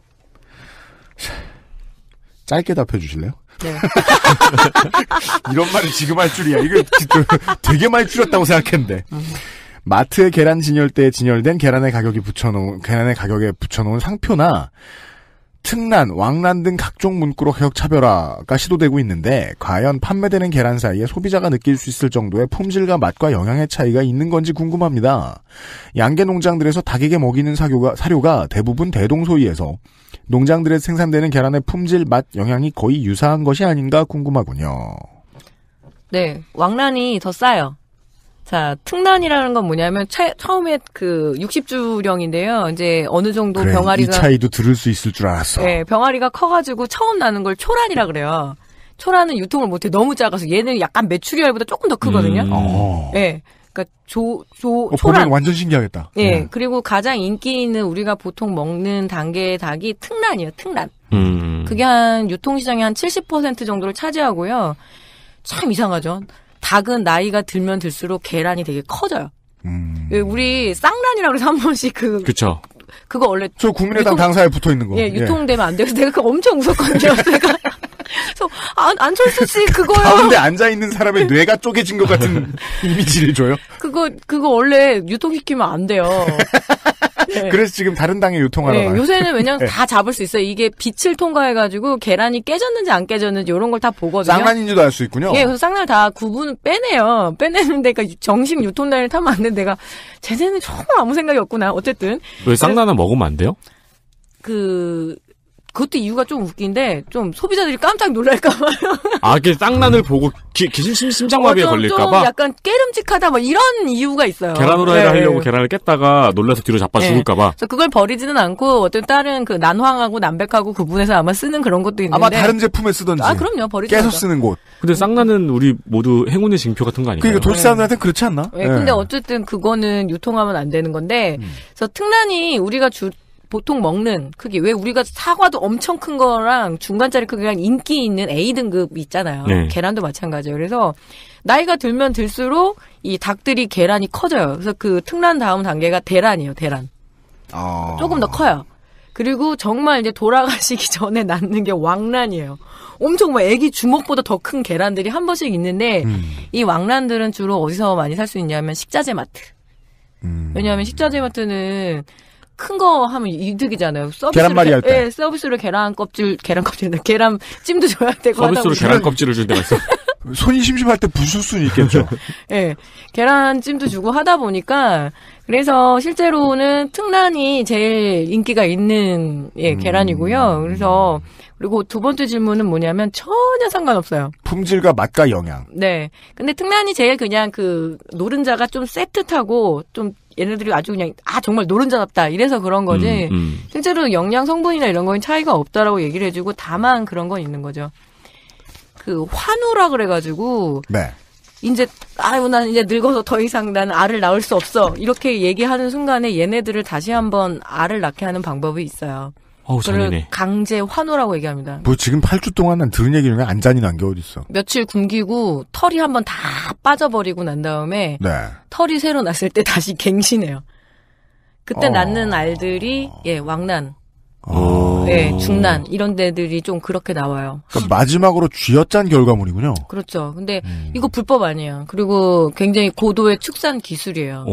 요새는 많이 안 하기도 하는데 하는데도 있어요, 여전히. 왜냐면 옛날부터 우리나라 양계 기술이 거의 1960년대부터 시작된 거기 때문에 해서 강제 한우 기간, 그러니까 며칠 쫄쫄 굶기고 털을 다 뽑은 다음에 다시 먹이기 시작하면 털이 나거든요. 그럼 다시 그때 알을 낳아요. 네. 네. 그리고 등급란 얘기하시는 것 같은데 브랜드란이죠. 뭐 목초 먹인 계란, 그다음에 뭐 많죠. 뭐 인삼 먹인 계란. 근데 실제로는 과학적으로는 큰 차이 없다라는 것이 보통의 이야기들이 있어서 계란은 제일 좋은 계란은 뭐냐면 낳은 지 며칠 안 된 거 빨리 먹는 게 제일 좋아요. 예. 그 정도? 신선한 거 정도만 네. 준거가 될 것 같다. 49,000원짜리 김영란 이런 거 나오면 잘 팔릴 것 같아요. 행운의 계란이네. 예. 이영호 씨 감사드립니다. 평산네이처에서 아로니아진 스페셜 에디션을 보내드리도록 하지요. 오늘의 마지막 질문은요. 이름을 안 써주신 분인데요. 안녕하세요. XSFM 관계자분들께 감사를 전하며 치킨 전문가님께 질문. 네. 원래 방송 오래 듣다 보면 이름을 자주 호명하지 않기 때문에 이름은 잘 안 들립니다. 나 농축산이 돼가지고. 치킨 전문가가 되셨어요? 네. 마트의 그 비싼 닭은 누구 때문이냐? 제가 알기로 닭 한 마리가 출하되어 손질 비용까지 더해 2,000원 안팎인 걸로 아는데 저는 아닌 걸로 아는데요. 아무튼 네. 마트에 가보면 8호짜리 닭 한 마리가 6,000원입니다. 그리고 다리와 윙 부분이 부분육이 되면 다시 450g에 거의 7,000원이 됩니다. 저는 이건 상식적으로 이해가 되거든요. 따로 빼놓는 거니까. 손이 더 가니까. 사람 손이 더 들어갔으니까. 네. 노동력 비용이죠. 네. 닭에는 뼈까지 있어서 실제로 우리가 먹는 양은 더 적은데 우리가 모르는 비용이 얼마나 더 드는 건지 아니면 그냥 할인 같은 업체가 폭리를 취하는 건지 궁금합니다. 이것 역시 이것 역시 그 반대 논거는 충분해요. 우리가 먹는 양이 더 적다는 이유로 음식을 안 사기 시작하면 살만한 음식 별로 없습니다. 그렇죠. 네. 익히거나 껍질을 벗기거나 다듬고 나면 다 양은 줄어드니까요. 일단 이 질문이 있고요. 두 번째 질문까지 알려드리죠. 건강 때문에 당과 소금 섭취를 가급적 줄이고 있는데 그럼에도 치킨의 짠맛은 포기가 잘 안 되는데 염지가 정말 맛을 좋게 하는 것인지 지금보다 염지를 좀 덜해서 덜 짜게 되면 정말 소비자가 떨어져 나갈 정도로 맛이 없어지는 건지 치킨 전문가의 입장에서 말씀을 해달래요.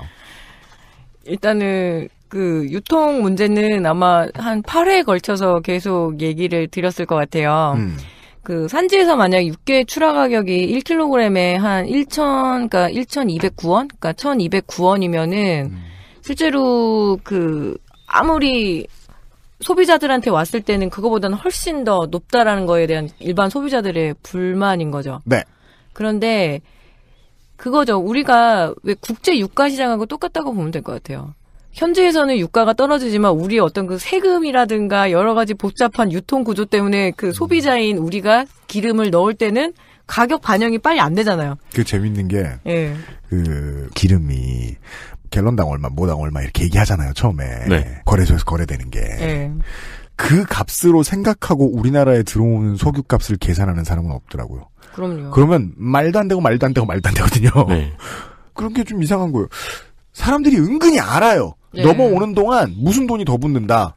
정유산 뭐 얼마를 받고 배에 들어오는데 비용은 얼마가 들고 세금은 얼마가 들고 은근 다 알아요. 근데 닭 같은 거에 대해서는 안 그러시더라고요.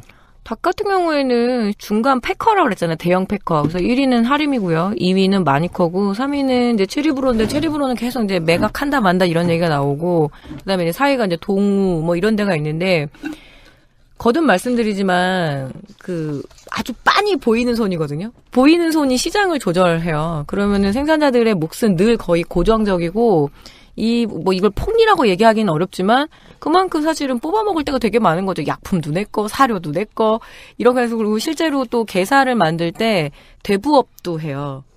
거대한 축산 회사에서 축산 대부업이라 그래서 당연히 돈이 필요할 거 아니에요. 그러면은 그 캐피탈도 함께 같이 하고 있거든요. 그래서 제가 오늘 오다가 찾아봤어요. 제가 한 번씩 한 일주일에 한 번씩 모니터링을 하는데 양계협회나 육계협회에서 닭 가격을 공시를 하거든요. 재밌는 건 뭐냐면 대중소, 대라는 거는 1kg이 넘는 10호닭. 네. 1kg 훨씬 넘는 거를 대닭이라고 그러고, 그다음에 중닭이라는 게 보통 이제 8호닭을 얘기를 해요. 그러니까 850g에서 뭐 800g. 그리고 작은 닭, 삼계탕용 닭 있죠. 그거는 한 700g, 600g 그러는데, 가격은 어떨까요? 대자도 1,000원, 중자도 1,000원, 소자가 오히려 1,100원. 웬 거예요? 시장은요, 크다고 해가지고 가격을 더 내는 게 아니에요. 우리나라의 그렇죠. 치킨 시장, 그러니까 우리나라의 닭 시장은, 육개 시장은 치킨이 결정을 하는 거예요. 치킨 사이즈가 결정을 한 거죠. 요리라는 거는 엄연한 절차를 밟아야 갑자기 큰다고 했다고 좋아할 것 같아요? 튀기는데 오래 걸려요. 입이 딱 8.5 혹은 이제 10호 닭에 딱 맞춰져 있는데 갑자기 우리나라가 닭을 조금 더 크게 키웠습니다. 1.5kg짜리 닭을 갖다 주면 시장이 교란돼요. 그래서 닭 크기가 그렇게 시장가에 크게 영향을 주지 않아요. 다만 의외로 왜 소자, 그러니까 왜 삼계닭이 더 비싸냐? 걔네들은 회전율도 되게 빨리 줘야 돼요. 그리고 여름에 반짝 팔리는 거기 때문에 약간 리스크가 있어요. 그러니까 대닭, 중닭 다 똑같아요, 가격. 우리가 선호하는, 그러니까 한국 사람들이 유독 선호하는 닭의 크기가 딱 1kg, 그러니까 10호 닭이 좀 맞춰져 있거든요. 그래서 우리는 이제 보통 소비자들은 막 분노하죠. 막 닭이 줄었다, 어쨌다. 근데 그거는 사실은 굉장히 1차원적인 얘기인 거고, 시장이 10호 닭을 얼마나 사료를 효율적으로 먹여서 빨리빨리 회전시킬 수 있느냐가 중요한 거죠. 예. 네. 그리고 염지에 대한 질문도 해주셨죠? 염지 아까 앞에 좀 땡겨서 말씀드렸는데, 교촌치킨으로 예시를 드릴게요. 자, 오늘 다 같이 교촌치킨을 시키셔가지고, 교촌치킨을 PP라는 건 아닌데, 교촌치킨에 닭껍질을 다 벗기고 살만 드셔보세요. 양념이 안 돼 있어요. 교촌치킨은. 그렇습니까? 예, 염지를 안 해요. 왜 그럴까요? 교촌치킨은 아주 독특한 자기네들만의 그 시그니처가 소스잖아요. 오리지널 치킨. 네. 그래서 그 양념 맛으로 먹기 때문에 그 겉껍질에는 양념을, 교촌치킨에서 후라이드 시켜보신 분. 아무도 없지 않아요? 일단 전 아닙니다. 그런 엉뚱한 짓은 안 하잖아요. 교촌치킨 시킨다는 건 그 작게 토막 나가지고 아주 간장 양념 그 맛에 먹는 건데 교촌치킨이 그래서 염지를 안 해요. 살짝 그냥 소금간이나 아주 기본간만 하는 건데 나머지 닭들은 사실은 이 집에서 만드는 치킨 가끔 가다가 막 오버하고 그 에어프라이기라고 있었어요. 네, 그렇죠. 나온 거. 그쵸. 요즘은 다른 데서 다 나와요. 예. 그래서 에어프라이기에서 치킨을 한번 튀겼는데 진짜 그 맛 안 나온다니까요. 핵심은 염지 기술이에요. 그래서 제가 창업 설명회 많이 다니면 튀김 기술은 배워요. 그냥 열심히 배우면 돼요. 그런데 염지 기술은 완전 노하우예요.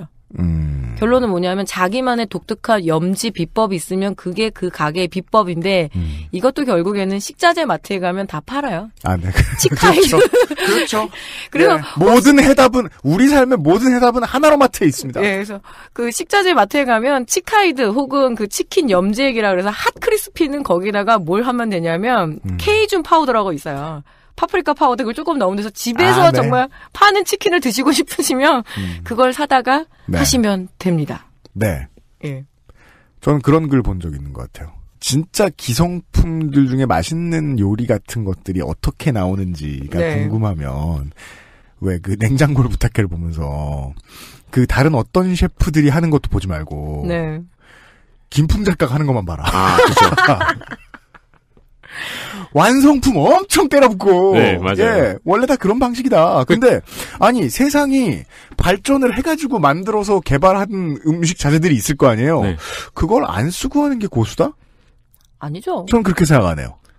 예. 소금으로 천일염으로 저 신안에서 나온 정말 햇빛에 말린 소금으로 아니면 막 흑염소들이 핥고 있는 암염을 막 클리프 행어처럼 네. 긁어와가지고 닭을 한번 그 치킨집만큼 하려면요 써요 결국엔 소금이 그쵸. 그만큼의 그 나트륨 함량이 높아지면 근데 이거는 과학의 결과잖아요.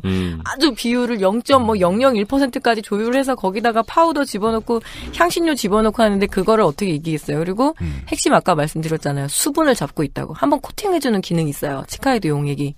그래서 우리가 사 먹는 치킨은 퍽퍽하지 않은 거에 비밀이 염지에 있습니다. 저 이번에 그 친구들이랑 여행을 갔거든요. 네. 근데 숙소가 조리가 되는 곳이었어요. 그 친구가 편의점에서 물 몇 개를 사더라고요. 야, 너 칼몬도 좋아하잖아. 칼몬도 하나 사자. 칼몬도도 사고, 그리고 뭐 그 핫바용 햄 있죠. 네. 네. 그것도 사고 고추 참치를 사더라고요. 그러더니 숙소에 가서 그 세 개를 다 때려붓고 볶는 거예요. 핫바용 햄을 잘라서 넣고 볶고 고추 참치를 넣고 거기다 칼몬드를 넣어서 막 볶는 거예요. 네. 완전 맛있어요. 괴식 아니에요, 괴식. 생각해봐도 실패하긴 어려워 보입니다. 네. 네. 아, 그리고 그 다음에 하신 질문이요. 무게에 대한 얘기예요. 예.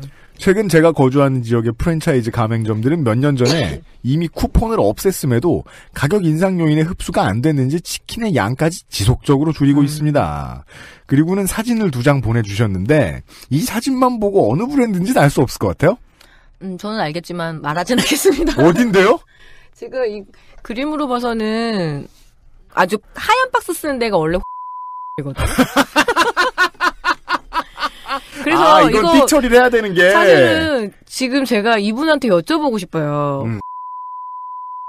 지금 제가 최근에 안 시켜 먹어봐서 모르겠는데 호땡 치킨이 엄청 그 두 마리를 할 수 있는 게 뭐냐면 두 마리 치킨의 비밀이 있죠. 당연히 작은 닭. 네. 작은 닭을 쓰고 830g에서 573g. 네, 지금 어쨌든. 본인이 2017년 5월과 2017년 10월에 각각 사진을 찍으셨다면서 보내주셨는데 불과 5개월 만에 그 같은 종류의 닭 치킨으로 보이는 요리가 260g 정도가 무게가 줄었어요? 네. 이건 말이 안 되죠? 예. 닭 자체가 적은 게 아니고 이게 조금 아쉬운데 한 마리 한 마리 튀긴다고 생각하시더라고요. 보통 소비자들은. 만약에 주문이 콜이 한 5개 와요. 그럼 어떻게 할까요? 그게 노하우죠. 5마리를 한꺼번에 이렇게 딱딱딱 한 다음에 그리고 구분하는 거예요. 닭다리 2개, 날개 하나. 근데 제가 보기에는 이거 뭐가 하나 빠졌어요. 가슴살 쪽이나 이런 쪽이 하나 빠졌어요. 왜냐면 573g이 나올 수 있는 닭은 삼계탕용 닭밖에 없거든요.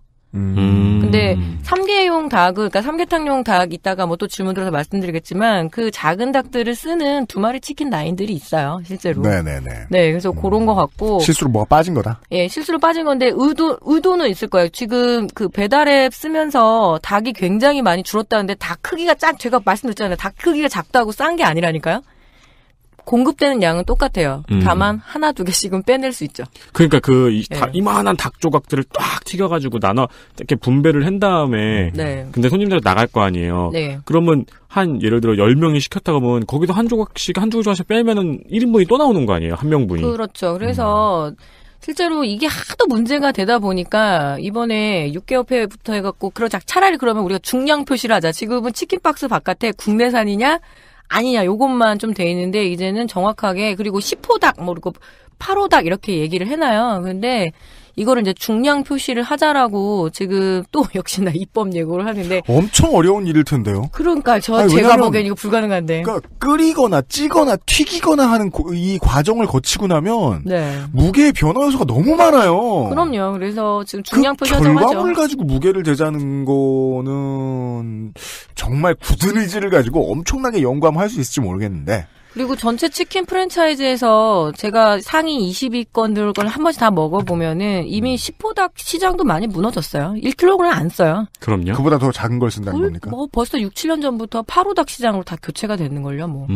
자, 그러면 한번 돌이켜보면은 8호닭을 만들면 누가 유리할까요? 회전율. 더 많은 사료를 더 빨리빨리 돌릴 수 있으면 역시나 육개 계열 업체들이 훨씬 더 유리하죠. 유통되는 닭의 전체 네. 닭의 총 중량은 똑같지만 네. 유통에 들어가는 품은 더 많이 드는군요. 그렇죠. 그래서 7, 8호를 만든다라는 건 며칠씩이라도 줄이는 거고 그럼 그 며칠씩을 모아서 한 회전을 더 돌리잖아요. 그러니까 이해관계가 맞았다고 저는 생각을 해요. 축산업의 여기 양계하시는 양계업자들, 농민들하고 그리고 실제로 이 육계 계열화 업체에서 팔호닥 선호를 높이는 것들이 훨씬 더 이득이다라고 하면은 그 다음부터는 음식 관점에서 어떻게 되냐? 그럼 양념 많이 바르면 돼요. 그리고 지금 이 그림처럼 뭐 땅콩도 엄청 많이 뿌리고. 그러니까 납품될 때까지는 거기에 관련된 모든 업자들이 다 괜찮다가 괴로운 건 프랜차이즈 사장님이군요. 네, 사장님과 그리고 소비자들인 거죠. 그러니까 소비자가 하고 싶고 실제로 하고 있는 욕을 얻어먹는 사람은 거기에 책임질 만한 이유가 한 20-30%밖에 없네요. 그러니까 요즘 세상의 우울한 점이고 이게 전체적으로 질문들이 다 소비자 위주의 질문, 오늘은 소비자 위주의 질문들이라 보고 있으면은 제가 치킨집 사장이 된 것처럼 되게 우울한 게 요즘 세상은 이렇잖아요. 사람이 진짜 화가 나서 욕을 했는데 욕을 먹는 사람은 욕을 먹을 이유를 13%에서 27% 정도만 가지고 있는 경우가 되게 많단 말입니다. 그렇죠. 그 치킨집 사장님은 10보다 오는 게 훨씬 더 나았을 거예요. 당연하죠. 네, 소비자한테도 욕도 안 먹고 그리고 거기에 익숙해져 있지. 근데 어느 순간에 계속 팔호닥 쪽으로 변해버린 거죠. 근데 그 말씀하신 것처럼 튀김은 여러 조각을 이만큼을 튀긴 다음에 닭다리하고 목하고 이렇게 나와서 넣으실 거 아니에요. 네. 근데 이 정도 무게 차이가 났고 또 밑에도 보니까 이게 지금 한 번의 케이스뿐이 아닌 것 같은데 밑에 쓰신 거를 보니까 그럼 실제로 최근에 조각을 한두 조각씩 빼는 일이 실제로 있었을 수도 있다고 생각이 있죠. 되네요. 그리고 사실은 다 섞어서 튀긴다면 바스켓에다가 한 마리씩 넣어서 다 이렇게 걸긴 거는데 양념을 할 때는 좀 그게 많이 헷갈리신다고 하더라고요. 양념을 할 때는 아주 정성스럽게 한 마리씩 내가 소비자들한테 줘야지. 근데 콜이 10개 떨어졌는데 바스켓에서 10개의 그렇죠. 후라이드가 나왔을 때 양념을 하는 동안에 많이 뒤섞인다고 그렇게 얘기를 하시더라고요. 근데 그게 노하우긴 하죠. 오래 하신 분들은 그게 다 보이는 거죠. 이건 이 파우치가 파우치 하나가 한 마리거든요. 네. 그래서 원칙적으로는 한 마리를 뜯어서 바스켓에 넣어서 튀기고 해야 되는 건데 바쁘고 피크 칠 때는 그 세밀한 과정이 안 나오는 거죠. 근데 이 573g 나온 건 좀 문제가 있긴 해요. 이거 분명히 두 마리 치킨일 것 같은데. 그래요? 네. 마지막 질문은 이제 산업 전체에 대한 지적이 있어요. 농축산물이 수요 공급이나 작황에 따라 가격이 폭등하거나 폭락하지만 치킨은 업체의 가맹점 착취와 맞물려서 가격이 오르기만 하는데 이 독과점 상황에 책임이 없다고 할 수 없는 정부가 할 수 있는 게 진짜 없나요? 하다못해 식품 관련된 법으로 해서 치킨의 무게나 다시 소비자 얘기네요. 닭다리나 윙의 개수를 표시하게 강제할 수는 없는지 알고 싶습니다. 감사합니다. 물론 이것도 효과가 있을 수 있죠. 닭다리 2개, 윙 2개 이거야 뭐 결정이 난 거고요. 그죠? 참 농축산물 재미있는 게 뭐냐면 수요 공급과 작황에 따라서 가격을 결정할 수 없는 유일한 상품인 것 같아요. 경매 시스템이잖아요. 내가 뭔가 물건을 만들어 놔가지고 난 이걸 아무리 봐도 2만 원에 팔아야겠다고 결정을 하면 이씨 안 팔리면 나 안 팔 거야 이렇게 할 수도 있는데 농산물이라는 거는 내가 출하할 때까지 이 가격이 얼마인지 몰라요. 그거는 도매시장에서 혹은 경매시장에서 가격이 결정돼 갖고 나한테 와야 돼요. 이게 농수축산물의 가장 큰 특징이지. 어떻게 보면 되게 반자본주의적이거든요.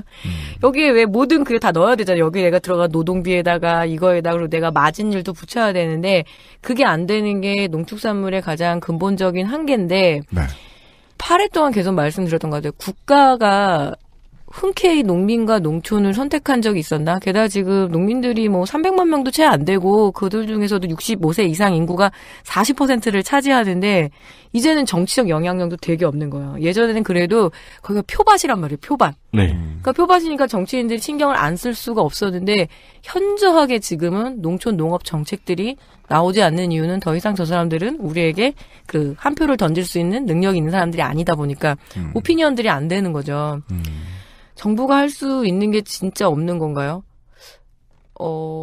저는 없다고 생각합니다. 그렇습니까? 특히 육계 시장에서는 이미 끝났다고 생각합니다. 왜 이렇게 8회 동안을 얘기하면서 이야기하는 말씀들은 뭐냐면 육계는 끝났기 때문에 그리고 치킨은 끝났기 때문에 그 다음 시장인 이미 50%의 그 장악률을 보이고 있는 삼겹살 시장만이라도 좀 방어하고 싶은 게 실제로 농축산인으로서 말하고 싶은 거죠. 삼겹살까지는 내어두지 말자라고 하는데 벌써 아름아름해서 50% 정도가 기업에서 다 키우거든요. 닭은 이미 빼앗겼다. 닭은 빼앗겼죠. 92%가 수직 계열화가 완료가 되는데 거기에 무슨 우리가 아무리 뭐 삼성에 개입을 하고 싶어서 삼성 반도체 시장에 문재인 정부가 막 들어갈 수 없는 것처럼 그렇죠. 육개에 더 이상 매달리고 싶지 않은 게 저의 솔직한 심정이에요. 그러니까 제가 한번 칼럼 썼던 제목이 뭐냐면 치킨은 삼겹살의 미래다. 삼겹살마저도 이렇게 농민들이 했던 영역의 일들을 기업들한테 또 내어줄 거냐. 이미 우리는 치킨에서 배우지 않았냐. 이 얘기를 하고 싶은 거지. 닭에 막 개입하고 싶다. 그러니까 이건 사실 제가 이 질문에 답을 못 하겠더라고요. 그러니까 이미 국내 시중 유통되는 90%의 닭이 대기업 소유의 닭이라는 게 문제인 거잖아요. 네, 사실 100%라고 봐도 무방하죠. 네. 필드에서 보고 온 사람이 이제 안 된다고 말씀드렸을 때는 포기하시라는 뜻이 아니고요. 네. 좀 어느 정도 그 억울함에 대해서는 알아주고 그 삼겹살 정도 방어해 볼까요? 아직 50%가 남았으니까. 예. 그러니까요. 할 수 있는 걸 알아봐야죠. 정부는 지난 한 10년, 20년 사이에 양계 농민들은 사실상 져버렸다.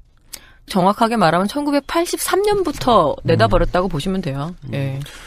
그리고 다시 되돌릴 기회들을 거의 다 놓친 것 같다. 네, 다 놓친 것 같다. 그렇죠. 네, 알겠습니다. 네, 이런 질문들이었습니다. 첫 시간은. 아까 듣다 보니까요. 그럼 우리는 다음에는 돼지고기 얘기를 또 하는 건가? 내가 아니요, 제가 사석에서 여쭙겠다고요. 사석에서. 아니요, 이 사석에서 여쭙게 돼도 계기는 항상 이 녹음 중간에 마련이 돼요. 여태까지 안 넘어가신 적이 없었어. 근데 조성주 소장이 드라마 이랬으면 내가 그럼 드라마 이런 것처럼 삼겹살 프랜차이즈 시장 되게 많아지잖아요. 그게 네. 뚜렷한 현상이죠, 사실은. 알겠습니다. 예. 1시간 동안 질문해주신 많은 분들 감사드리고 막판에 이름 안 써주신 이분께는 제주 팜플러스에서 푸른액 세트를 선물로 드리겠습니다. 감사드리고 내일 이 시간에 남은 질문들로 만나뵙죠.